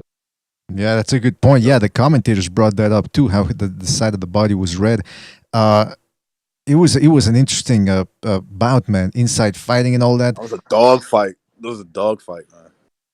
Okay, man. Well, we got to get through this real quick here. The weaknesses. Now we get to the weaknesses here. Again, it's just Ramirez just ate way too many jabs, man. Against what's his name, Cepeda. A lot of jabs. And they were hard jabs too. They weren't just, pity pat shots. Cepeda did a good job too, man. He did a good job in that fight. I want to say something about Ramirez and his jabs again. I wanted to say it earlier at the beginning of the show, but anyways, see when Ramirez feints from long range, when he's looking to throw a jab and to step on the inside. Very rarely when he feints, he follow it up with a punch. From what I've seen, at least, my view of Ramirez is that he's feinting because he's trying to make the opponent throw a jab so he can step into close range to step underneath the jab, So when Zepeda was not reacting to his feints, and because Ramirez, the way he feints with his upper body, he will feint while he's pushing his upper body over his front foot. But then when Zepeda doesn't react and Ramirez's upper body goes back over his back foot, that was when he was off balance. And I've seen Zepeda pissing him up many times that way, and even Hooker. I'm probably not explaining it in the clearest possible way, but every time, the point is when Ramirez feints, he feints moving his upper body over his front foot.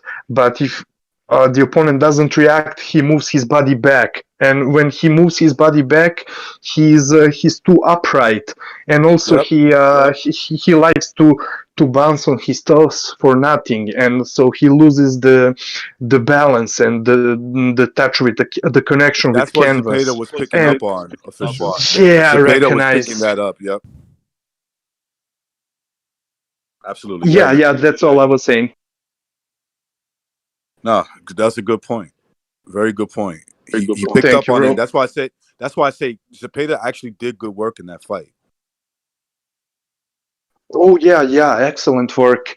And okay, I'll when we talk about Taylor's weaknesses, I'll mention also something.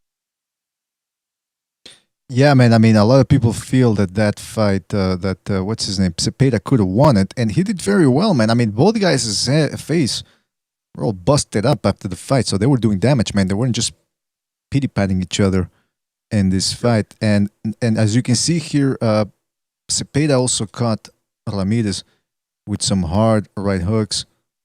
It's the left hand too, though, that they ended up doing a lot of that. See that? Now this is a beautiful move from Cepeda here. He catches the right, or deviates it, rather parries it, half blocks, half parries, deviates it, and then boom, comes in with a right. Cepeda can hit hard. It doesn't look like what it, Cepeda was doing was he noticed that how Ramirez likes to dip low. He likes to come low when he's gonna let off that lead hook or whatever it is that he's gonna throw, and he dips low with him, and he's able to counter punch him. He dips because remember he's the naturally shorter guy, so dip lower. So that's why.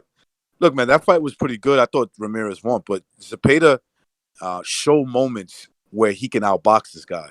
And he did. Yeah, outmaneuvered him. And sorry, sorry, BDA. Just another quick point about Zepeda, the way he outjabbed Ramirez. The whole night, what Zepeda was doing, he was feinting a right jab, and so he was moving that way by feinting. Sorry, not right jab. He was feinting a right hook the whole night. So that way he was moving Ramirez's jabbing hand to the side, and then he zaps him with a snapping jab. He moves his feints a jab, moves his jabbing hand to the side to protect his side, and then zaps the jab. I mean, it's quick stuff there from Cepeda, and I don't know if you guys can see this one here, but when he throws a 1-2 shifts to a right position, and then essentially doing a little bit of what Taylor's going to do to try to do to Ramirez. So he shifts there as he's coming forward. Ramirez trying to weave under the shots, and so Cepeda gets himself a body shot. There are openings there for body shots, man, and he's gonna. Oh, this is a bad sequence for Ramirez again, leaping in like I said, like a cat with that jab. Gets thrown over to the side and boom, runs right into a left. He didn't see that one. And those are, like I said, the shot. Look at how it shakes his head. Those are the shots that hurt the most because you don't. Ramirez might have problems with shorter guys, with good counter punching ability. He looks like, at least in this fight, like he may have problems with guys like that. Mm-hmm. Well, it also might be that since he's fighting a left-hander, and they say the way you get a left-hander is with your straight right hand. I don't know if that's an old adage, but Yep. Okay, but Ramirez, he's real active with the left hand. The way he tries to catch his opponents is with the left. Now he's running into a left-hander that you're supposed to use the right hand, but he's really active with the left. Yeah. Now that might be a problem that he has against left-handers, and we know Taylor is an excellent a southpaw. point. Yep, that's an excellent point. Yep, because if you look at the feet, how he fell into that punch. He got his feet caught up between the other guy's stance, and he got caught with the punch that he didn't see coming, and that sequence that BDA was showing. But it's like you guys. We talked about that earlier on how the fact that if they're going to try to win the foot battle, they're going to step on each other's feet. Yeah, and if you look at Ramirez here, like you guys kept saying, he leans in with that jab, and we saw what Taylor was able to do postal, making him come forward and then catching him with left hands, and that's what Cepeda did here. Look at that.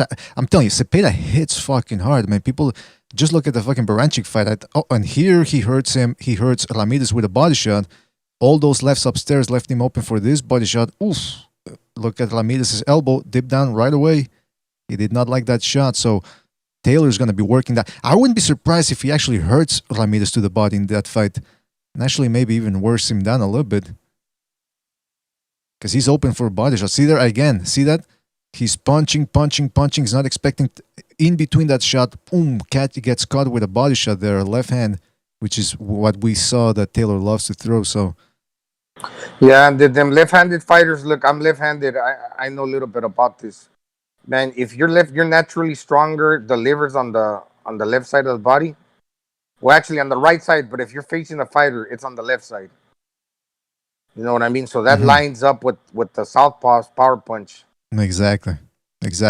Here we see Ramirez being kept at bay, and this is something that maybe we saw Taylor's adept at moving. He's got some deft footwork. He might be able to use that to make Ramirez miss, because Ramirez has to plant his feet, as we can see here. And see that he tried to corner him here. He tried 1-2, tried to slide to the side. Good job of keeping him cornered, but then he misses with the left hook and whoops, gets turned there. Very good job from Cepeda, man. Here we see him eating jabs from Postal. Again, it's not gonna. Postal's a righty, Taylor is not. So, but it's still he got kept at bay a little bit too much there. Oh, that's the other thing. This is what I want to put on real quick.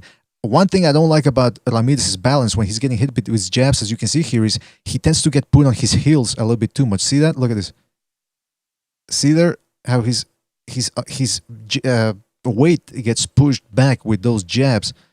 It seems like he's not leaning forward too much. There's more examples here. See that when he gets hit with the jab here, boom. See how his weight shifts to his heels a little bit there? Let me see if I got more examples here. Yeah, I totally see it, BDA. That's exactly what I was trying to say. Especially when the fighters, Zepeda and Postal and even Hooker, when they would double or triple their jabs, they were putting him on back heel, and so he was upright. And also, what Hooker was doing, he would he would jab upstairs, jab downstairs, and then he would switch it up and throw two jabs upstairs.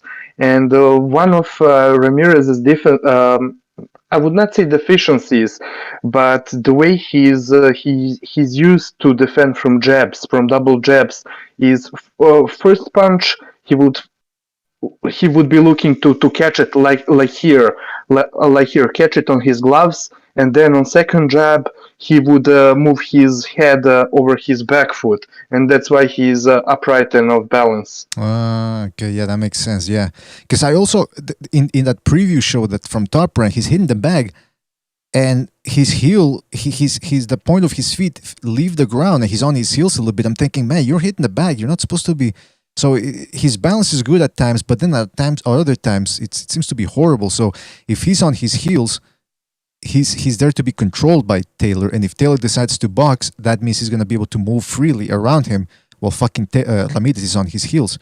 Now the problem with Taylor, we're almost done here, is look at how open he is for right hands to the body, and he got caught there by some whoppers to the body from Postal, who's not even really that big a body puncher. Look at that, see that? And we saw that Ramirez is, I mean, that's his bread and butter, the body. There he was forced to hold body shots. See that? I mean, it's not a good look for him to keep these. And then against a shorter guy, obviously, I mean, he knew Baranchik was going to throw shots, body shots, but still squaring up a little bit too much there, just putting his hands up and letting a heavy-handed guy just tee off on him. He's not going to want to be in this position against Ramirez, man. Nope. Keep Ramirez on the outside. Don't let him get on the inside. They're both good inside fighters, but you want to keep Ramirez away from that.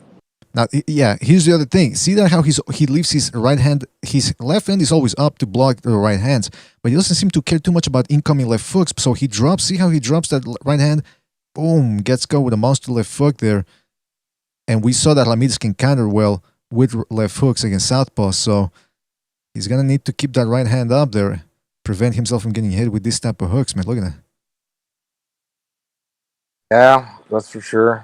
Oh, and here's the other thing. I think it was Jay or Official Scorecard Boxing. I think it was Official. When he jumps in there, he's liable to get caught himself, just like Ramirez. See, jabs. Just like, yeah, that's head in the same axis, boom, gets caught. Pro grade just timed him. Easy timing right there. Here he got hurt. Look at that. Look at that. Like wait, boxing chief always says, head meets shoulder. Look at that. Boom. He took it like a champ, but couldn't have felt good. He must have been stunned there. Well, he went in for they both went in for the clinch there, but I think he got hit on the jaw and turned it. If he's got hit, the chin is forced to the shoulder. Like if you hit high on the jawline, it turns the head. That's one thing. When you hit on the chin, the actual tip of the chin, and it forces it to the shoulder, you're out. Yeah, that's true. That's true. So that's where Ramirez is going to be able to maybe score with that overhand. It's not the same angle, though, but he could score with a left hook or maybe even the overhand right.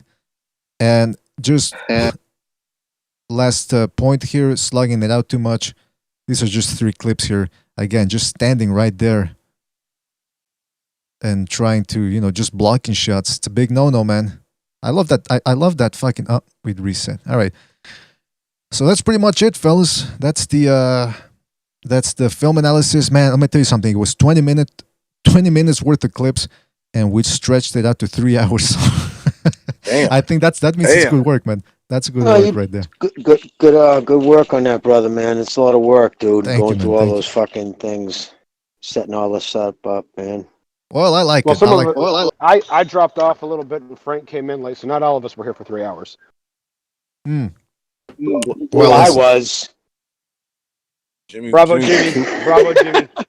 Bravo. We can always count on you. Always count on me to be a dink. Well, okay. Well, let's He put you in your place, Jay. That's right. Listen, Jimmy. That's not hard to do. Oh. Well, Jimmy and Gonzalo were here for the whole time. Official scorekeeper stayed in consistently. He didn't drop out. And yeah, and I came on towards the tail end. Yeah. Yeah, leading the rear, it's Recognize and Boxing Chief. You guys got to make up for it next episode. Yeah, Recognize you and I are the slackers. We got to pick this up. Yeah, man. That's right. I had to do the baseball thing. Baseball? What the fuck? Well, my son, man. He went for tryouts for a team. No, good for him. There's a witness. I mean, as just watching, as a spectator, you coaching. No, just like my showing brother, up for him as moral support. Yeah, my brother's a good for you coach, and so good for you, brother. My brother likes, he did some good work with him, and he made the team. I was like, shit, that's awesome. Nice, my boy. Good for you, brother. My boy's getting there. Man. He's 13, stretching out. You never know, man. Never know. Remind him that you're there for him too. Good for you. Remind him that a baseball bat is not just for hitting balls. He can hit other type of balls with that bat if he gets in trouble. Well, baseball, learning how to use a bat, right? Learning how to hit a ball, turning it on the inside or on the outside. That also can also teach you how to box too, how to place your punches. That's right. A lot of people. Yeah, man. Go watch it. Go watch a major. Definitely tells you. It tells you how to turn on your waist. It tells you how to exactly. Yeah. Drive. I mean, Ken Griffey Jr. You use him all the time, right? You look at him. It looked like he needed to run around the shower to get wet before he got into all the juice. And he was putting them fucking things like 400 feet because he had a perfect swing. He just. Yep. And some people will say people who played all the sports at a high level. And for years, that was always the thing. The hardest thing to do in sports, pro sports, is to hit a round object going 100 miles an hour with another round. That's the hardest I heard too. Yeah, that's why. That's why I was like, man, when I saw Jose Canseco fight on these exhibition fights, and he got knocked out, I was like, man, I thought he would do a better job. Well, maybe he was off the roids, man. Probably, he's like kind of a stiff dude, even as a baseball player, because he was so muscle bound, Gonzalo. Like the guy was just like fucking like he took steroids openly. He's like, yeah, motherfucker, I'm on steroids, and there's nothing wrong with that. Of course, there's nothing wrong with that, man. Now listen, that's how he said. Hey, then fellas, later it was like also known that his testosterone dipped to like a really, I guess that kind of affected him in these fights. Yeah, it did. Fellas, he did it for so long. Sorry to interrupt. Something's come up. I gotta go. Right, a couple of minutes ago, brother. something came up, but I gotta go. But listen, you guys can stay Is on. everything all right? Okay. Yeah. Now everything's fine. It's just I gotta take care of something here. But Are we off the air? No, not yet. So I just wanna thank you for having me on. It was a great pleasure, bro. Peace to everybody. Always good to have you. Official. Great to hear from you, buddy. Yeah, good to hear from you, brother. Well, first of all, let me just say real quick. Shout out Hold to it all down of you for guys. us in Poland for us, brother. Poland. Well, hold on. First of all, Isn't he from Poland? Isn't he in Poland? No, he's from he's in France, I think. But I just want to say, Official, thank you so much for joining us, man. Check out Official Scoreker's channel and his program. It's fantastic. If you like film analysis and all that, you could check that out right now. Shout out to Recognize, Jimmy, Gonzalo, Boxing Chief. Thank you guys so much for being on. Really appreciate. This is fun, man. This is the most fun stuff for me, man. Watching clips here and listening to it. I love having it. Thank you for having me on. And sorry I had to dip out. No, don't worry about it. I don't expect everybody to stay here for the 3 hours. And by the way, we'll be making our official predictions on the next show possibly before the fight on Friday or maybe on Saturday the same day. I don't know, but definitely do a mini show to continue breaking this fight down because we do have other stuff planned. And that's about it. Shout out to you fellas. Thank you for joining us. Catch you on the next one. Thanks to everybody who donated the super chat. I can't go back and read all of them for some reason. It doesn't let me, but shout out to Mr. Pigeon, Jaguar, Steven Schneider, John Gonzalez. Shout out to John, Norman Luis, Matt Chad, Padja, Reverend Pickles, Ralph Unreal, Gypsy Boxing Style, Kenshiro, and everybody else. You guys know who you are. Thank you for joining us. Really appreciate it. Shout out to you fellas. Catch you on the next one, and take it easy. Peace.